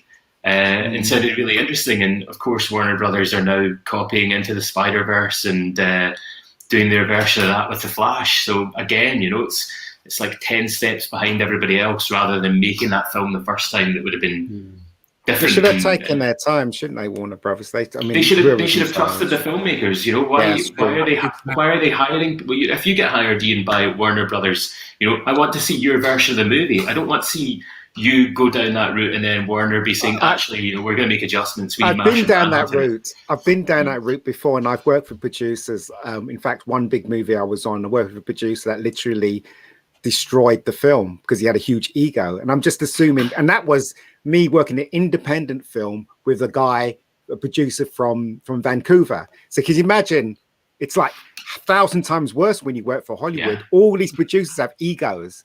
And and you really can't fight against that, really. You have to try and find the balance. But sometimes the balance doesn't work, as we could see with Zack's movies. He had a specific idea of what he wanted to do with the DC universe, and they just stamped all over it, So there you go. And Anthony, I'm just wondering, whilst we're sort of talking about the additional characters in this, did you have any sort of strong feelings on Darkseid and some of the other antagonists that they brought into this? Well, certainly when it came to old Steppenwolf, having him and those the other baddies kind of show up made the whole thing make a bit more sense, from what I remember from the original or theatrical version or whatever. The Injustice Justice League film. So I did like what with old Jared Leto rocking back up again as Joker, and in that sort of like action and getting, and it just, I was watching an interview with him the other day, and they sort of like said, you see, this is a bit redemptive over what is it Birds of Prey that he was in? Yeah, I can't remember now. It was Suicide Squad. No, Suicide Squad. That was it. Yeah, that was it. Suicide Squad. So, and I just didn't get the Suicide Squad version that much, but this version and the interaction between him and Ben Affleck or Batman or whatever you want to call it was much more compelling than anything else that I saw like that. The dialogue between that and the whole reach around thing just that's not an image I wanted. I didn't want that at all. So I liked it. I wish I'd in some respects seen the Joss Whedon version, so I could but I just don't want to pollute it. You've got to ask Zack about the interpretation of the New Gods and stuff. I know you will have an opinion on this. Yeah. See, I'm kind of glad that we're not getting those other films, because the New Gods, they just won't work with that color palette. It's not. Yeah. They're not meant to be realistic at all. They have to be like bizarre, psychedelic, blocky images. In fact, hang on, because I've got Jack Kirby's New Gods right here. Oh wow! Yeah. Right. This is the sort of thing that you get in Jack Kirby's New Gods. Wow! Right. It's kind of intense color. Jack Kirby was really a brilliant artist. Drawing on average 5 pages a day. Yeah, most artists at the moment draw 1 a day. Bloody hell. Yeah, and We've this is got the a thing, comment from Steppenwolf, he doesn't look anything like the comic book version, because the comic book version is basically just a guy in some armor. Yeah. Whereas, as May here has said, it is just the person from Thor that they've tried to rip off here. And in fairness, Snyder has made the creative choice to add more knives to his armor this time, but Yeah. it still doesn't really That's always going to look protect very you. great, you know. Prickly. And Yeah. just in terms of like the screenwriting for them, I don't think it's that great. I mean, I get what he was trying to do. You know, here's Steppenwolf, and he's really hard to kill. So just imagine how Day Sod must be. And if you think Day Sod's bad, then check out this, because he's actually just working for this guy Darkseid. That's what he was trying to do. But in actual fact, what happens is before you're introduced to any of these people, you already see Darkseid in that Hercules flashback, Yeah. where obviously these basic like hunter-gatherers have managed to kill Darkseid, or nearly kill him, and sent back his entire alien fleet. And yet we're meant to believe that Superman, who basically beats Steppenwolf at the end of this film in 5 seconds, is like unable to beat Darkseid. It just doesn't make any sense. Yeah, And it doesn't. I don't know. It just the whole It film's doesn't. weirdly paced. It is. You're right as well. In some ways, I would like to see Zack's version beyond this. But in another way, as I said in the beginning of this stream, I do not like the way he does Superman or Wonder Woman. The fact that Wonder Woman can, chop someone's head off. Then again, she was like that in the comics too, wasn't she? Towards the ending, she became this woman that killed people, and Batman killing people, and it just, I don't know. It just leaves a bad taste in my mouth, because I said I grew up in the 70s and the 80s and the 90s, and I was always used to Superman the way he was. But I guess times have to change. I guess the irony with the Zack Snyder concept was that it was going to be 5 films. And I think would have finished this year. So instead of having their 5-film self-contained universe, and I know that people like Charles Roven at Warner Brothers, who is a producer on every Batman film, he's been heavily involved in the DC IP, that the original concept when he was making these films was going to be a 5-film Dark Knight style approach, and that Snyder would do the 5 films and they would be essentially ended at a point where somebody else, maybe Patty Jenkins or James Wan or Matt Reeves, would come on and they would do their 5 films next. So instead of that, Warner Brothers have now got this extended universe that they'd never planned for, and that clearly people at the studio thought was the best idea. And now it's just like something it shouldn't exist. No, and it does. And they've now got it and are running with it, and I think it's the worst of all possible worlds. It's not a positive thing if you're a fan of the material. I don't think. Well, in some ways, they should have cast unknowns, shouldn't they? They should have cast an unknown as Batman. They did cast an unknown as Superman. Therefore, you can keep them in the contract, and obviously, make films with them in it. But studio interference, as you say. Yeah.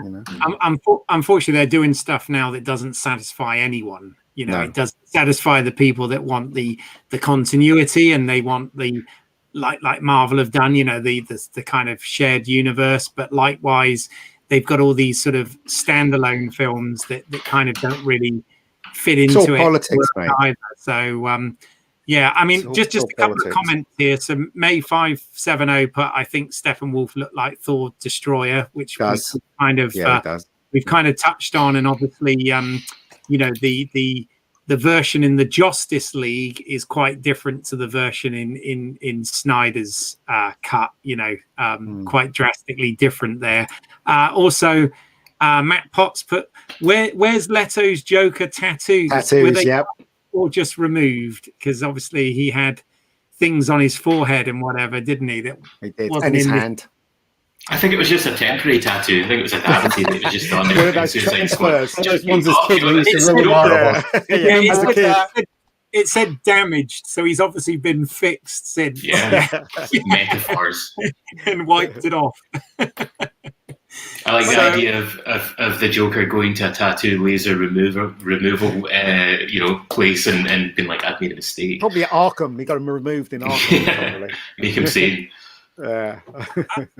what we were just saying actually is quite a good segue into another point that I want to sort of touch on, and that is about, if you like, continuity. Before we sort of talk about where we think the future of the franchise is going, you know, I'm a big continuity nerd. There's no doubt about that. I do like my continuity, and my kind of thinking, and correct me if I'm wrong, because I'm not a massive comic book guy. I'm more of a movie guy. But my sort of thinking with this is I'm, in order to accept it, I'm kind of looking at this as an Elseworld story within DC. But I'm interested in what each of you think individually about the continuity and how important that is, and what your thoughts are. Let's start with actually, Anthony. Let's start with you on this one. Ooh, I was watching something. It might have been this morning, yesterday, that spoke about the Elsewhere thing, and I'd never heard of it before until that point. So I like continuity. I'm a big fan. That's what I like about what they've done with Marvel, that it all does make sense. And even just within a film itself, I find it quite jarring these days when you do spot things that are blatantly, even it's just like, you know, over the shoulder, things like that, and things are off. So continuity is a big thing for me. And, you know, we are certainly at a point where we should be able to get those kind of things right. But maybe there's like information overload all the time, and you're constantly being told what's right by different people, and sometimes they're wrong, and then all of a sudden you're left with whatever you've got. So I like continuity, and you can properly invest. Otherwise, it does jar you away from investing in multiple films and those characters within them when they don't actually meet up in any kind of a way. So really, those films, even though they're supposed to connect, they almost feel like standalone. So I think it's important, especially with what they're trying to do. But obviously, Warner Brothers have backed themselves into a corner now, because now it's, you know, well, we've got all these really exciting things. That doesn't instill you with confidence that the next films are going to be just so full of the most exciting things you're ever going to see. Because it's like, I really don't think that's going to happen. Half the time, I think most of because I quite like Shazam. That was one of the films that reminded me of like watching things like Ghostbusters and stuff, like these horrific kind of characters. It was just like, this is really good fun. And I like, Zack Levi. He's a nice bloke. So it's like, it's that kind of stuff I like. And it's nice when you tie it all in. But, there is that bit where you're watching Shazam, is like, you don't see Henry Cavill. It's like, for heaven's sake. So, and that's what I like about Marvel. That type of stuff, they've just got nailed. That characters, whether it's TV or the films or different films, they all kind of interweave to a certain point, and you can believe it's all a part of one thing, and you really get kind of invested in that universe, where it's really hard to do with what they've done, because they've made such a cock up. And I don't envy anyone in that kind of position. It must be working on, at least like with Marvel, you got Kevin Feige, so you have got like a central point in that sense. But Warner, that's just trying to kind of play catch up and trying to jump ahead like 10 films. We're going to squeeze it all together in this, and it's just like, it's not working. So I like continuity. I think to a certain degree with this type of stuff, it's important. But you're also like, what are you going to do if you were going to stick that? If you're going to be that sort of like anal about it, then this version of Justice League with Zack Snyder's Justice League probably wouldn't exist, because they'll be getting too caught up with it. So if this was Marvel Universe, I don't think you'd be ever getting it. But unless they thought they were going to earn like another $1 billion out of it, which is probably what Scott Warner Brothers is quite interested in doing it. So I'm curious. I wouldn't be surprised if Warner Brothers start backpedaling just a tad when they're like, oh no, that's it, you've had it, no, and then they see sort of like how many subscribers they've got, and now they see the money count go up. It's like, well, maybe what we could do is so, and it's like the Suicide Squad. I don't know what that's all about. Is it a sequel? Is it a do-over? Is it what? Because I haven't seen the trailer yet to the Suicide Squad, so I don't know where or how that fits. From a generation of like wanting everything to make sense and coming from that to go into this kind of generation where there's multiple versions of the characters, and their way around it is like the multiverse, and so now we can do whatever we want, and it doesn't need, they don't need to interconnect. And I don't know. It's a good question, because it's like, and if they were going to get so strict about it, we probably wouldn't have got Joker. So, and Joker's like a standout film for things like that, if they're going to stick to a continuity of a one universe type thing. So Exactly. Yeah. Zach, what are your thoughts on this? Yeah, I mean, I absolutely love comic book continuity. I mean, my very first exposure to comics was reading like old trade paperbacks that's basically collected Jack Kirby's run on the Fantastic Four from the 1960s. And there was this one issue that started out the first one I read. It was called like the marriage of Mr. Fantastic and the Invisible Girl. And in it, every single Marvel superhero and supervillain that they'd made up to that point has like a cameo in it. And I remember just being so fascinated from a young age about trying to find out who all these people were.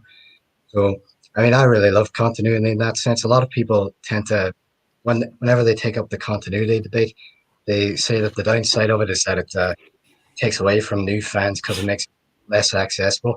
I actually think it's the exact opposite. You know, if you've already got this massive established world, then people, children especially, are going to be extremely fascinated by it.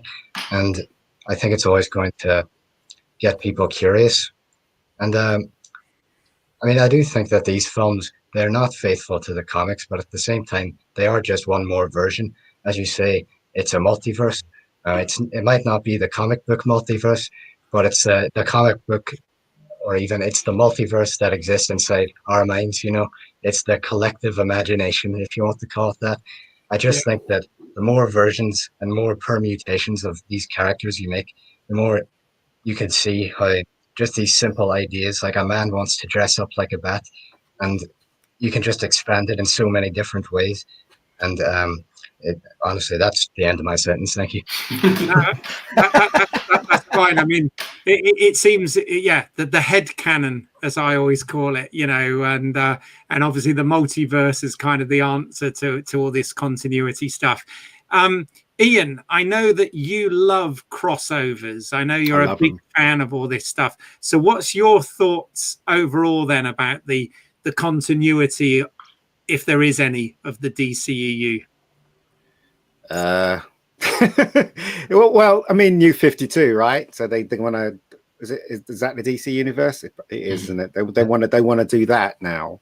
I mean, it makes sense, I guess, but it'll just confuse a lot of people.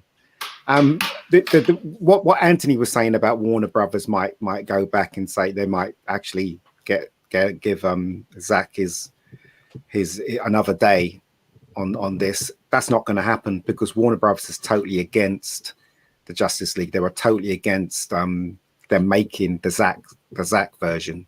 Totally against it. Warner Media is completely separate to Warner Brothers, and ANT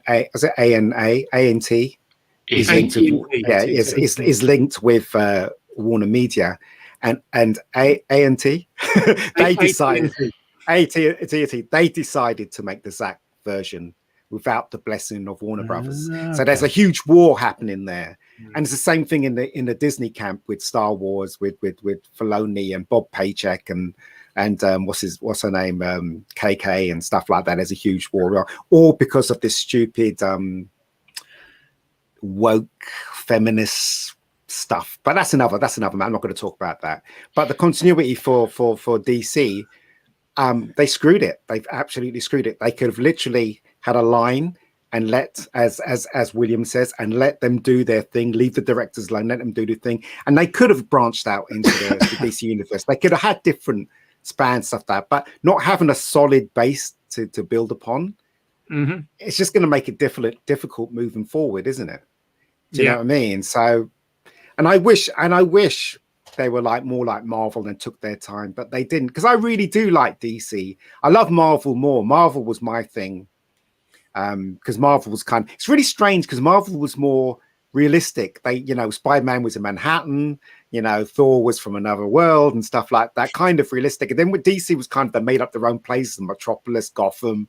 They were more colorful. And it's strange how the films were more darker, the DC films, and the Marvel ones became more colorful. That's completely opposite when they were comics, when they were just comics. Do you know what I mean? But yeah. No, as I said, with the continuity thing, I think they've screwed it now.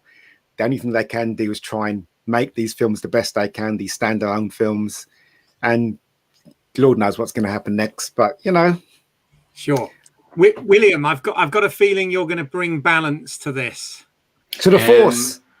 Well, I don't know, I feel like this is a real cop out in terms of what you would expect to say, but I'm confused. Yes, I might. I don't understand why I paid money to go and see Man of Steel and then Batman versus Superman multiple times, and then it turns out the studio cut half an hour off it 2 weeks before its release. Strange decision when the longer version makes more sense. It's a better movie. I went and saw Suicide Squad, and then it turns out that was the same as the Snyder cut. They completely butchered David Ayer's film. And now they're releasing a new version of the Suicide Squad. Well, I want to see David Ayer's version of the Suicide Squad, not Warner Brothers. They clearly don't understand it. And then when you get to Justice League and you see the amount of time and energy and money that was put into destroying the original vision and releasing an absolutely awful alternative, I can't understand it. Then you look at a film like Joker, where that was made, I think, under Walter Hamada was the exec at the studio at the time, and he didn't want that to happen. And the only reason that it got the green light was it was so small an amount of money, a seventh of the budget of Justice League. And it made them more money than Justice League. That's astonishing. Yeah. And it shows that... And critically acclaimed as well. Absolutely, Oscar winning. And it shows to me that Warner Brothers don't understand their IP. I'm not excited for the Suicide Squad. I'm not excited for the Batman with Robert Pattinson. Is he going to fight Jared Leto Joker? Is he going to fight Joaquin Phoenix Joker? Is he going to fight his own Joker? Mm-hmm. Where does Batfleck come into it? He's Batman, and all of a sudden we're getting Robert Pattinson. So I'm confused. I'm definitely throwing my toys out the pram as a DC fan. I think the best thing that can happen, totally, the best thing that can happen for the DC IP is that Warner Brothers Studios just get told that you're not making any more movies with this. Cinemas are shut. You're being relieved of your command. Jason Kelly understands the value of the IP, and he's putting it in the hands of Warner Media, who have read the room and understood there's an enormous demand for the original concept. They're going to deliver it. And they should, if they've got any sense and they want to keep fans on board, put out all the films you've announced, restore the Snyderverse, give us the Ayer cut, and then take a break and come up with a plan. I think that's the smart move. You're absolutely right. It is confusing. It is always about economics, but I also think that as you've said, there's bad management at the top for this. Say what you will about the Marvel films, but having somebody like Kevin Feige kind of being the sort of conductor of the orchestra, if you like. Well, that would have been Snyder for 5 minutes. Yeah, exactly. They should have let Snyder do that, and they haven't, and it's kind of all over the place. I made the mistake of watching Wonder Woman 1984, which I didn't think was a very good film anyway. But regardless of that, it completely messed with the continuity of the Snyderverse, because suddenly, Wonder Woman's in the 80s fighting crime and doing these big, like world-changing things. Yet she's supposed to have been off the radar for 100 years if you watch the Snyder stuff. So again, it is very confusing within its own continuity. On the subject of continuity and confusion, though, and kind of looking at little nitpicks here, but I've got one thing that kind of I like on one hand, but then something they did I didn't like, and this is with, I'm sure we'll get into this, with regards to Superman's costume and the black Superman costume, which is obviously a homage to the rebirth of Superman from the comic of Superman and all this. I like that they have the black costume in the film. My only nitpick was the end part where they show, in fact, this is also in the Justice League as well, only it's in the normal colors in that. At the end, when they're doing sort of the bit before the epilogue, but they're showing the heroes in their sort of normal life, and you see Clark Kent, with the trench coat and everything in the alley, and he takes off the glasses and opens it up, and he's still got the black suit on, and that bothered me. I thought, I think he should have the red, blue, and gold one for that. The disco one. Too much of a nerd here, or do you guys have feelings on that sort of thing? Do you know why? I don't know. It's because I think there's a reason.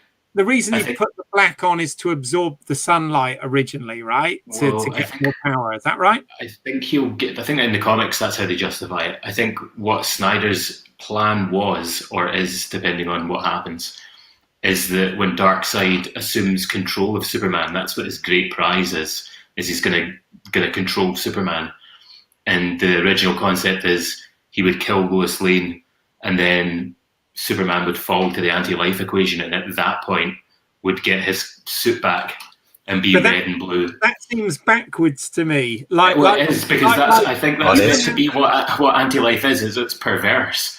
So you're then seeing Superman in the nightmare with his normal suit, but he's evil. He's like full on a bad guy. And I think this is one of the things that I find fascinating about Zack Snyder and his approach. So many people hate that.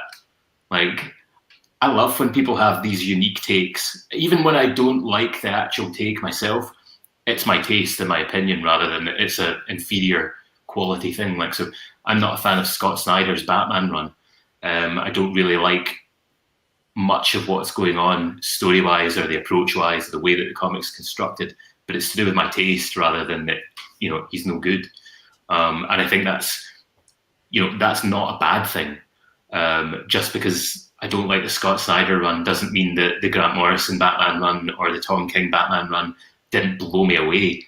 And there are plenty of people who are detractors of that. So I think it's really important that you have a hot take and a unique kind of approach rather than just trying to be a slave to whatever came before. No. And I agree. And thank you for explaining that, because I must admit, I always looked at it as being arse about face. And I sort of thought to myself, they've shown kind of the evil Superman under Darkseid in the red and blue, yet they've got the hero Superman in the black. And I always kind of thought that was back to front. But like you said, it's a subversion. And clearly this was something that was in Snyder's game plan from the start then, and isn't something that he's tried to retroactively change for this cut. I think his original concept was going to be 5 films deconstructing the DC superheroes, and they would have started off really dark, which is why you get quite muted Man of Steel, and then the really bleak, saturated Batman versus Superman. And I think he would have ended his 5-film run with a shot that was like the one at the end of the Justice League Snyder cut, where they're all like, in the sun and stuff like that. But it would have been exactly the Justice League from the comics that people want, a sort of MCU version of the Justice League. And I think he would have left it at that for somebody else to come on board and do their interpretation with those finally finished characters. The stories in the comics were absolutely brilliant. The Death of Superman is a really good story. It would be very emotional to make into the film. Why didn't they just shoot that with little bits of what they wanted to change? Why did they decide to take the whole of of what was really good in the comics, which they can actually shoot now? Do you remember when what's his name? When they had the 70s Spider-Man and all they could do is put him on a wire and make him climb up the wall. Now they can make him climb up the wall. Now they can make Superman fly with no trouble. They can make that Doomsday comic a reality.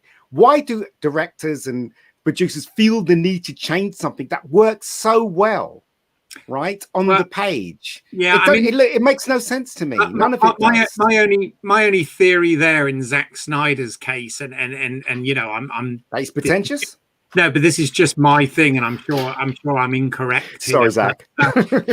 He had done Watchmen and 300, which, and that was very close. My limited understanding was actually very or fairly close to the source material. It was very close. And I think when it came to Superman, he wanted to have his own take and his own stamp on it, and which I kind of applaud him for, really. But why? I don't know. Anybody else got any?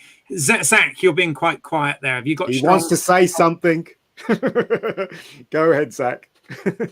Yeah, I basically agree with everything that's being said here. To be honest with you, I am sort of confused still by the black suit, because it's very cliched to me.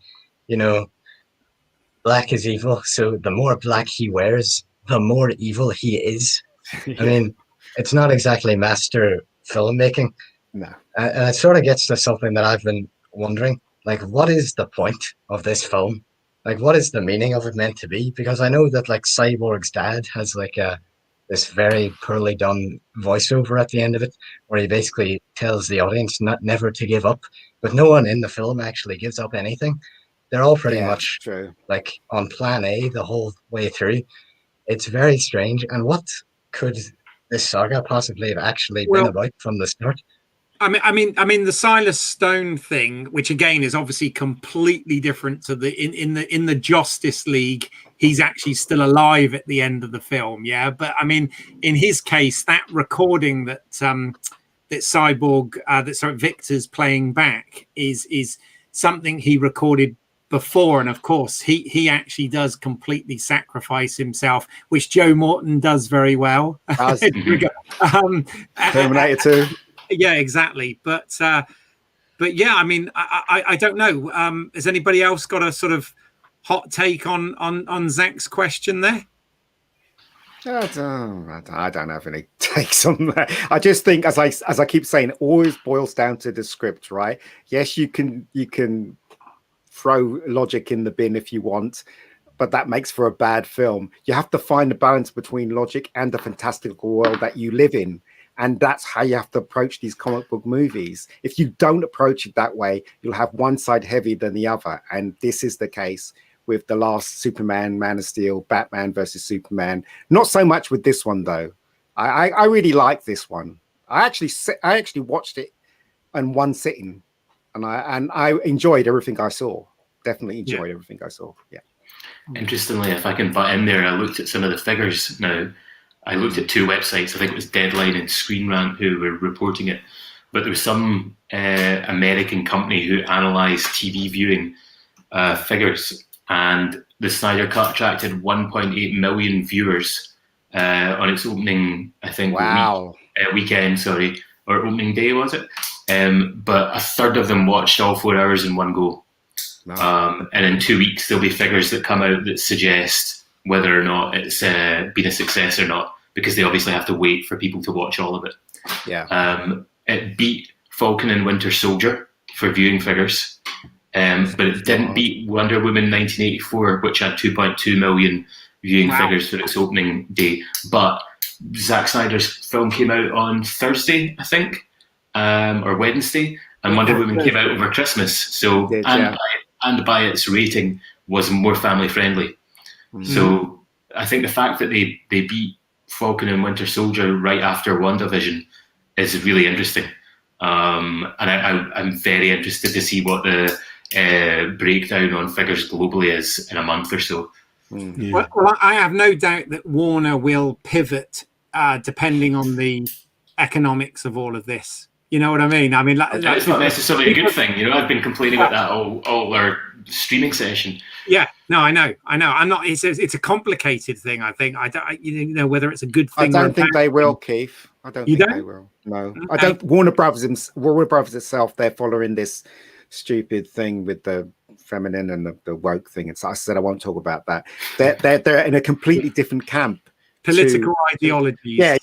They're following that. Warner Brothers is definitely seeped in that. That's why they've hired Zack. And Zack's wife was responsible for the Me Too movement. So you can see it all connecting. So as I said, right, there's a huge war.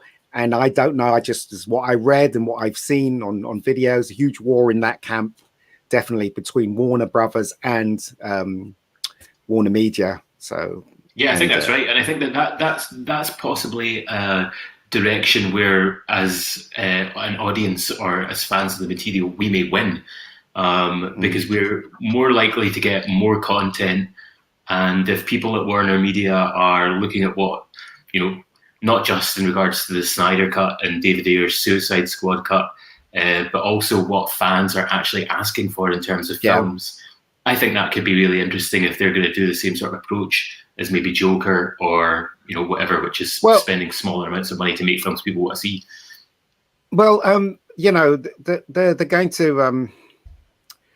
They're just gonna woke everything up. That's what they're gonna do, basically, and that's what Warner Brothers is gonna do. And it's, as I said, it's no secret they've hired JJ to do the new Superman movie, and you know that's going to go in the wrong direction. You know, it's going to be and I've heard that derivative. this is going to be an African American Superman. Yeah, derivative of a derivative of a derivative. Do you know what I mean? So you know that's going to happen, and you know fans. Some of the fans are going to see it, but the majority of fans are not. So they're going to go down that road, which Disney's gone down that road. You know, it's fair enough. It's their company. They own the IPs. Let them do their thing, right? But me as a fan, I'm not really interested in that stuff.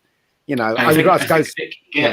Very like fan service in films where, you know, if you've got a agenda that you're trying to put across, a political point, if that overrides the story and the characters and the filmmaking itself, you know, and a little bit of that, like Martha Manhunter, fine if you wanted to put that character in and get, you know, Martha. What's the actor's name? What's it? Keith. What's the actor's Diane name? Lane. No, General Swanwick. Oh, General. Oh, yeah. Memory Palace. So if he wanted to get, you know, is one of his colleagues back in and give him a role in the film and stuff, fine. I like him as an actor, but I also think it detracted. It's another 5 minutes added onto the film that is, you know, negative. Right. You know, it doesn't add anything.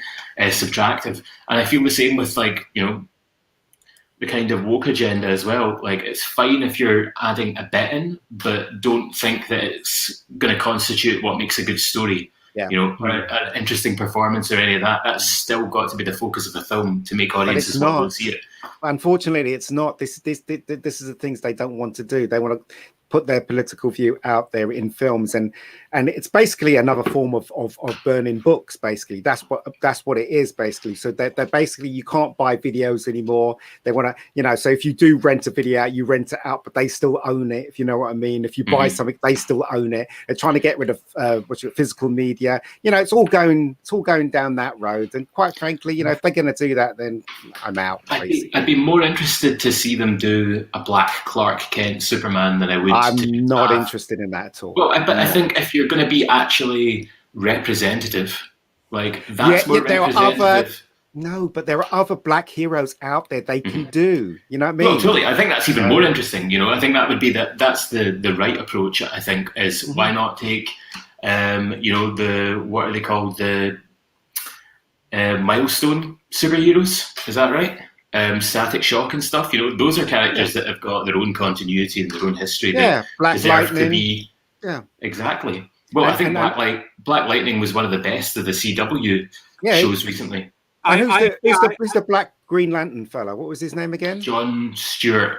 And he was the character that Snyder wanted. Yeah. That's, you know, apparently had a big actor attached. And you think, what are you doing, Warner Brothers? You're turning an African American actor green and covering him in CGI. Yes, I'm saying, but that's what they're doing. They're like basically they want to take a really famous IP, which is Superman, and try and shove that thing into it, which is wrong. They should be looking at the characters that are already established as born, you know, created as Black characters, and they should be trying to put them up.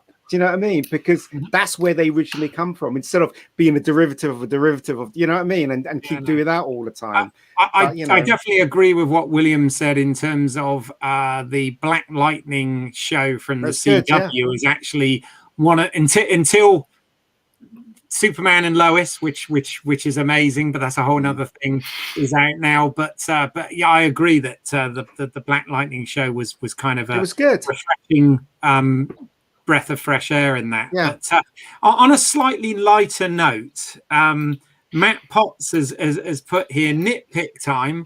I much prefer Alfred saying Master Bruce instead of Master Wayne. Yeah, no, I do as well. I do. I think if I was Bruce Wayne, I'd be saying to Alfred, like, you need to call me Batman all the time. Like, all the time. I'm Batman. Exactly. But you know, they had that thing where the movie Flash met the TV Flash, didn't they? That crossover. Yeah, that was really funny. I remember. I never saw all of that, but the bit where they were touching each other's costumes, and he was going, "Your costume's a bit rough," and he was going, "Your costume's a bit smooth."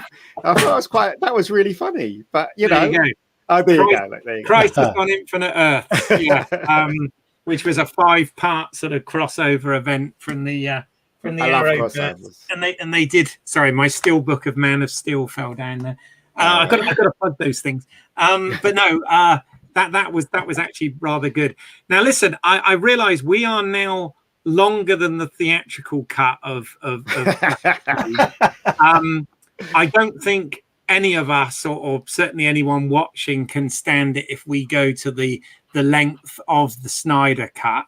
Okay, so I just want to move on with what, because I think we've covered a lot of interesting stuff here today, and there's certainly some topics that branch off that we've touched on that could be whole podcasts or live streams on their own. So thank you for that, and I think if this proves popular and people want to hear more, then hopefully we can come back and dig into some of those other topics. But one thing I do want to, I've covered most of the bullet points that I had in mind for the discussion tonight. But one of the things I want to sort of ask you guys to sort of wrap this up on is, and again, it's a question that could go all sorts of ways, but what do you feel that the future of the DCEU is? Never mind Arrowverse and all the other stuff going on, but as far as the movies or streaming services go, where do you feel this is going to go? And there's a sub question, that where would you like it to go? Let's start with Zack. I mean, I think that the Snyderverse is basically done. I don't think those other two films are ever going to get made. I do think they're still going to make DC movies. I think they're probably going to, as you say, retry Superman first. And then, I mean, the Batman's upcoming as well. I don't know how good that'll be. It looked kind of good in the trailers, but at the same time, I just can't get over the fact that it sort of looks like they're trying to turn the Riddler into like some sort of Dark Knight era-esque Joker, and he's like a serial killer who scrawls mad shit on the walls. And so hopefully that's good, but I mean, I'm cautious about it. Personally, what I'd like to see is basically just more serious movies. You know, they sort of got at it with the Joker, and they definitely got at it back when they did The Dark Knight. But I mean, we haven't really had many films that actually have a serious depth to them, I don't think. That's something that, partially because of the Snyderverse, is now possible, because it's possible to do all these dark things with basically with the comic characters. I mean, they're already doing it with the animated films. They've made adaptations of like The Dark Knight Returns and The New Frontier that are excellent, and they actually add to the source material rather than just being a watered down version of it. So I'd say probably that. Really, I just want a Green Lantern movie, to be honest. I just want a Green Lantern. A decent Green There Lantern. already is one. Think of what Waititi's in that one. I mean, you know. Yeah, actually, Zack, it's really interesting that you say that, because that's a really good point that you bring up, is what DC have been doing with their original animated movies over the last 15 20 years, whatever it is now. They've been doing some quite interesting things, and likewise they haven't been adhering to any particular continuity. Some of the films are connected, but some of them are complete standalones, and that has seemed to have worked quite well in that. I think the issue with all of this stuff, as far as the continuity and whatever goes, is if we're confused as movie and comic book fans and people who are into this and have headcanon and all that sort of stuff, what is the general public or the normies or whatever you're supposed to call them going to make of all this stuff? Because it's confusing even the hardcore fans. So I think it does need a bit of a somebody to keep it on track. And I think what you've said about the animated films, that's a really good point, because they've managed to sort of strike that balance, even though that is something obviously a little bit more specialized than mainstream. But that's interesting. What about you, Anthony? What's your thoughts on where you think this is going to go, as to where you'd like it to go? I'd like it to go up. Whether it will or it won't is another thing altogether. I don't know. So actually, I'm from the generation of Christopher Reeves and all that and those Superman films, and always wanting more of them. And then we got Superman 4. But it was. And 3 was bad, but there you go. Never mind. Yeah, actually, no, I haven't seen 3 for years. I really want to see it again because I remember as a kid loving it.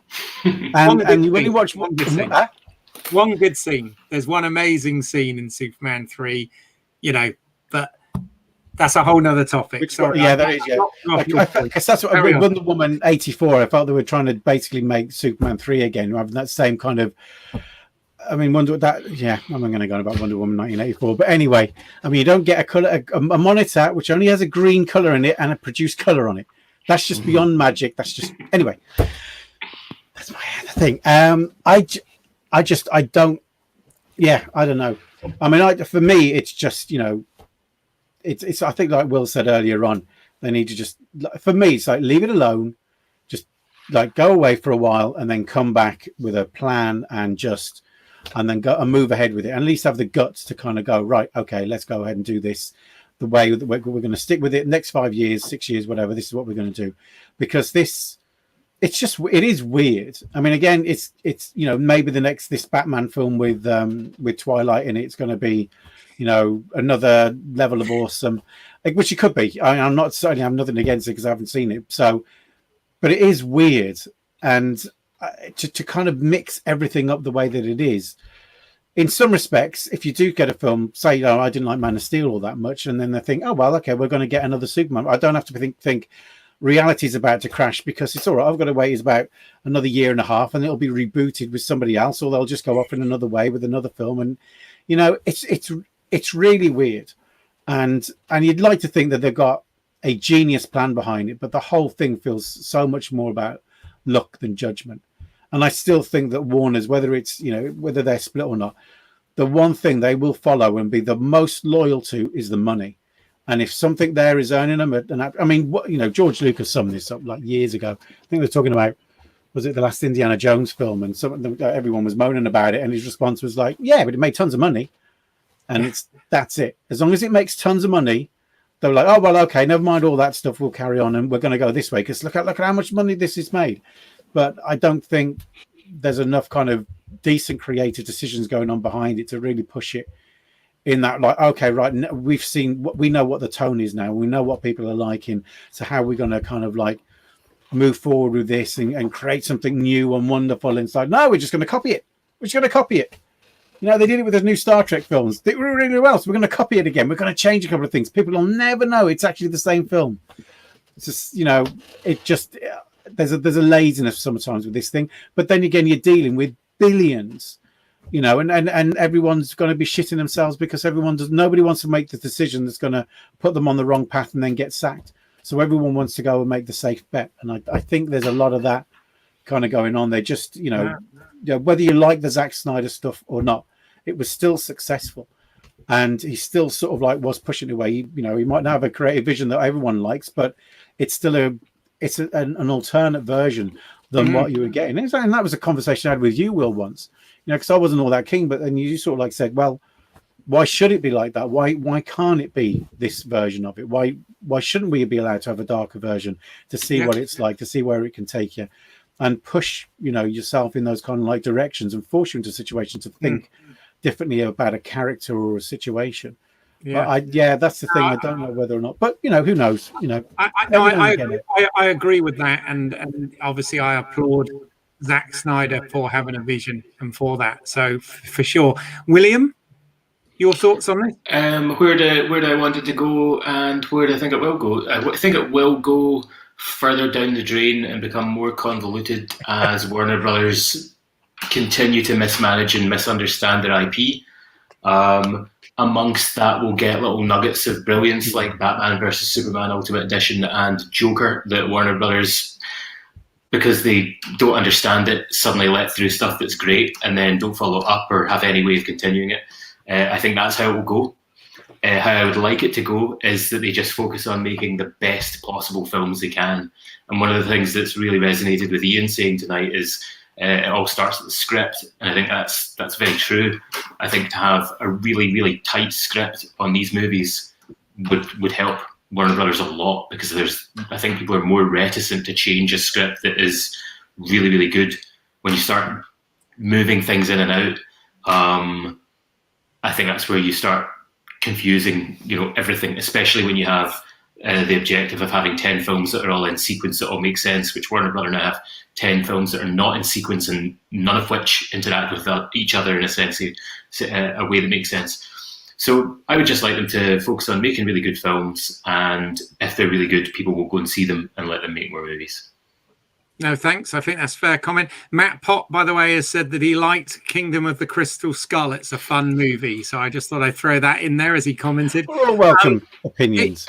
Exactly. Ian, I want to give you the last word on this one. So future, where do you think it's going? Where would you like it to go? I think Zack's done. His version of the DC universe is done. Well, it's obvious that it's done because they've called in JJ and he's going to, destroy the DC universe with his politics rubbish. He's going to put that in.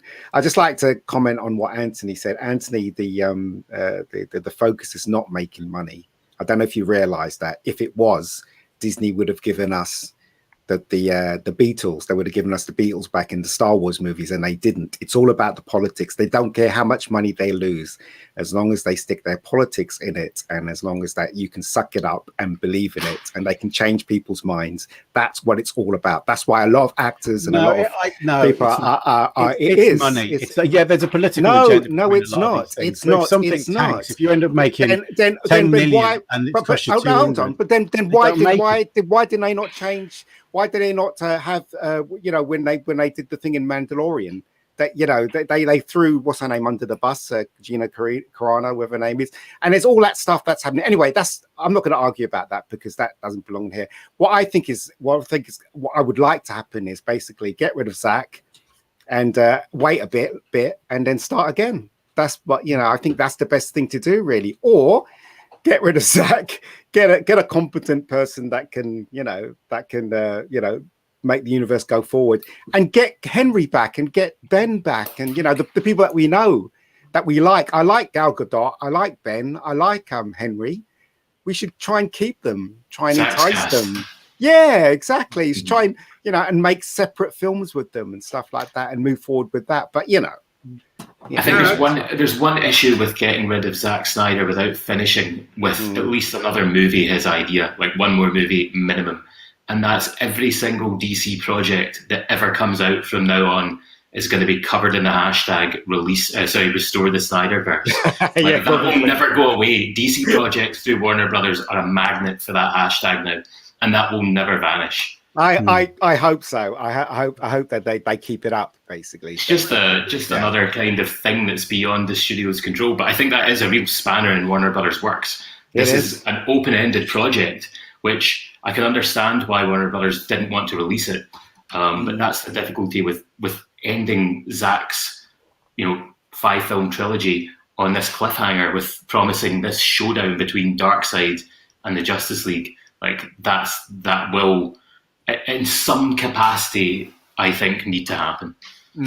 Well, I hope so. I mean, Matt Pott has put here Gina Carano as Wonder Woman. That's his thought. Listen, guys, again. We could easily go on as long as and even longer than the Snyder cut. I'm aware of that. I think all of you bring valid points. I agree with both sides. I agree with what Ian's saying about political agendas, etc. But likewise, I also completely agree with what Anthony's saying about the bottom line with all of this stuff comes down to money as well. I think basically it's just a really, really complicated scenario. So I want to thank all of you for your input tonight and for being involved in this and for making it for a interesting and respectful debate about this. We're all clearly very passionate about this as a subject, whether we like it or not. We're still very passionate about it. I know I'd like to be involved creatively in these things in another part of the multiverse. I'm doing that and have my thoughts on that. But I always give guests on this thing the opportunity to promote any work that you might have going on, or say where people can find you if they want to get in touch. It's entirely up to you if you want to do that, but I'll open that up. So, Anthony, I know you've definitely got a story to tell. Where can people find your excellent work and get in touch if they want to know more? So you can find out more about what as a collective group of us did was a documentary called Cleaning Up the Town Remembering Ghostbusters. So if you like deep dives into how films were made, certainly in the 80s, then Cleaning Up the Town is very much a homage to all of that. You can find it on Amazon at the minute. I think at this point in time you can only get the Blu-ray, and you can get it through our website. And as of the beginning of next month, you'll be able to get it again through Prime and iTunes and a few of those other areas. I can't remember. It was up there, and then we've had a change of sales agent, and with that, some of the distribution changed. So it's gonna. I think it's technically relaunched in that sense with all the other online places. But if you do a search for @Ghostbusters Doc on Twitter, you'll find it there. And yeah, I get the Blu-ray because I prefer the Blu-ray. There's more deleted scenes and all that kind of stuff, and always more. I'm also involved in a project called the Paint and Picture House Trust, which is bringing an old cinema down in Devon back to life, which is currently going through the first stage of all of its renovations and stuff. It's just cool. I was down there the other day, and it looks amazing. It really gets you right there. These old places. It's got curtains on the screen. It's everything. Excellent. It's really gorgeous. Look it up. It's a Paint and Picture House or Paint and Picture House Trust. I think it's paintandpicturehouse.org. But it's glorious. It's one of the oldest purpose-built cinemas in the UK still in existence. So I'm very, very fond of that, and obviously Cleaning Up the Town Remembering Ghostbusters is very close to my heart. So that's where my stuff is currently. That's great. And of course, if you want to see a in-depth review of the Blu-ray release of this Ghostbusters documentary, check on this very channel that you're watching this on, and there is a full review on that, as well as information as to where you can get it. So and really good work with that that important cause there, Anthony. So excellent, thank you. Zack, we obviously wish you all the best with your masters in comic book analysis, which is fantastic. Have you got anything that you want to add about anything that you're working on or anything while you're on here with this opportunity? No.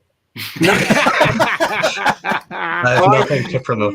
That's absolutely fine. No problem at all. Mega Geek, I know you've got lots of stuff to promote about your work. So tell our listeners and viewers about your work. Well, I haven't got a lot. Basically, I have a channel on the YouTube called Rebecca Gold, the Rebecca Gold channel. And that's basically a web series, 5-part web series. It's called Rebecca Gold. It's won loads of awards, which is quite cool. In fact, 20 awards it's won. Actually stars Keith Isles. I don't know who you know. I don't know who that guy is, but anyway, he's in it. I don't play Rebecca though. No, you don't play Rebecca. No. Well, I also have some movies on there. I have my very first movie called The Killing Zone, which I made 20 years ago, and it was shot on film, Super 16. And it's it's a fine movie. I have a horror film called Fallen Angels on there, which I made 10 years ago. And Bad Day was on there, but somebody claimed copyright over it, even though I made it, wrote it, and produced it.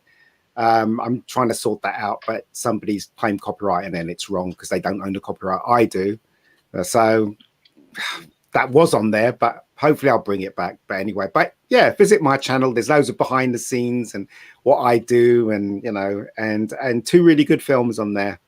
So there you go. That's me. And they can find you on the socials under the Mega Geek. Is that right? Yeah. Twitter. Yeah. Twitter. Mega Geek. Yeah. Ian David Diaz. They can find me under or the Mega Geek. They'll be able to find me. And on Instagram and on Facebook, I'm around too. So there you go. Well done, Ian. So yeah, please check out some of Ian's films there. William, anything you want to promote while we're I'll promote my stuff. I've just worked on a comic called Helen Stalingrad with the artist Russell McEwen. That's written by Matt Hardy and Rob Jones of Maddiest Comics and Mad Robot Comics. We smashed our Kickstarter, did something like 5 times our goal, and funded the book in 24 hours. So that should be, I hope, available soon. You can certainly look it up and check out the artwork that we created and maybe see about the comic online. And then I'm working on some other books at the moment, but it's early sort of stages for those, and I can't really talk about that. Sometimes these projects at early stages don't necessarily go all the way, so I'll sort of keep stum about that. But yeah, I've got other stuff in the pipeline. And you can find me on Reddit. I'm u/-WASM. And that's probably the best way to find me is through Reddit. Excellent. Well, thank you, William, and we do appreciate your input into tonight's. I appreciate you running this forum and providing, for other people that are interested in talking about it. It's been fascinating to me for like 5 years now. So. Thank you. No, and obviously, thank you to those of you that have been watching the live stream and providing some comments in that. Obviously, if you found us here, this is my channel, Home Media Minefield. There are reviews, unboxings, etc. of mainly physical media, 4K, Blu-ray, DVD, that sort of thing, film collections, collectibles, comparisons with other versions, etc. So please check out some more of the work there. If you've got any comments about this particular stream, put it in the comments below and we'll try and respond to those. This does also go out as a podcast at LSWOT cast on or podcast at. So that's Le SWAT, short for Let's See What's Out There cast. So please check that out online. Join us. We do every Sunday at 8 p.m. UK time. We are currently looking at Marvel's The Falcon and Winter Soldier. So we have a stream about that, which also goes out as a podcast. Please check that out. We've got other material on there that looks at Star Trek, Star Wars, other movies, other superhero franchises, etc. And if you want to check out any of my short films, check out the YouTube channel British Isles. That's EYLES, as in my last name. And there's some short films that I've written and produced and directed on there. But that just leaves me to say thank you to you. Thank you to the panel. And we will see you next time on Home Media Minefield Presents Let's See What's Out There. Bye for now.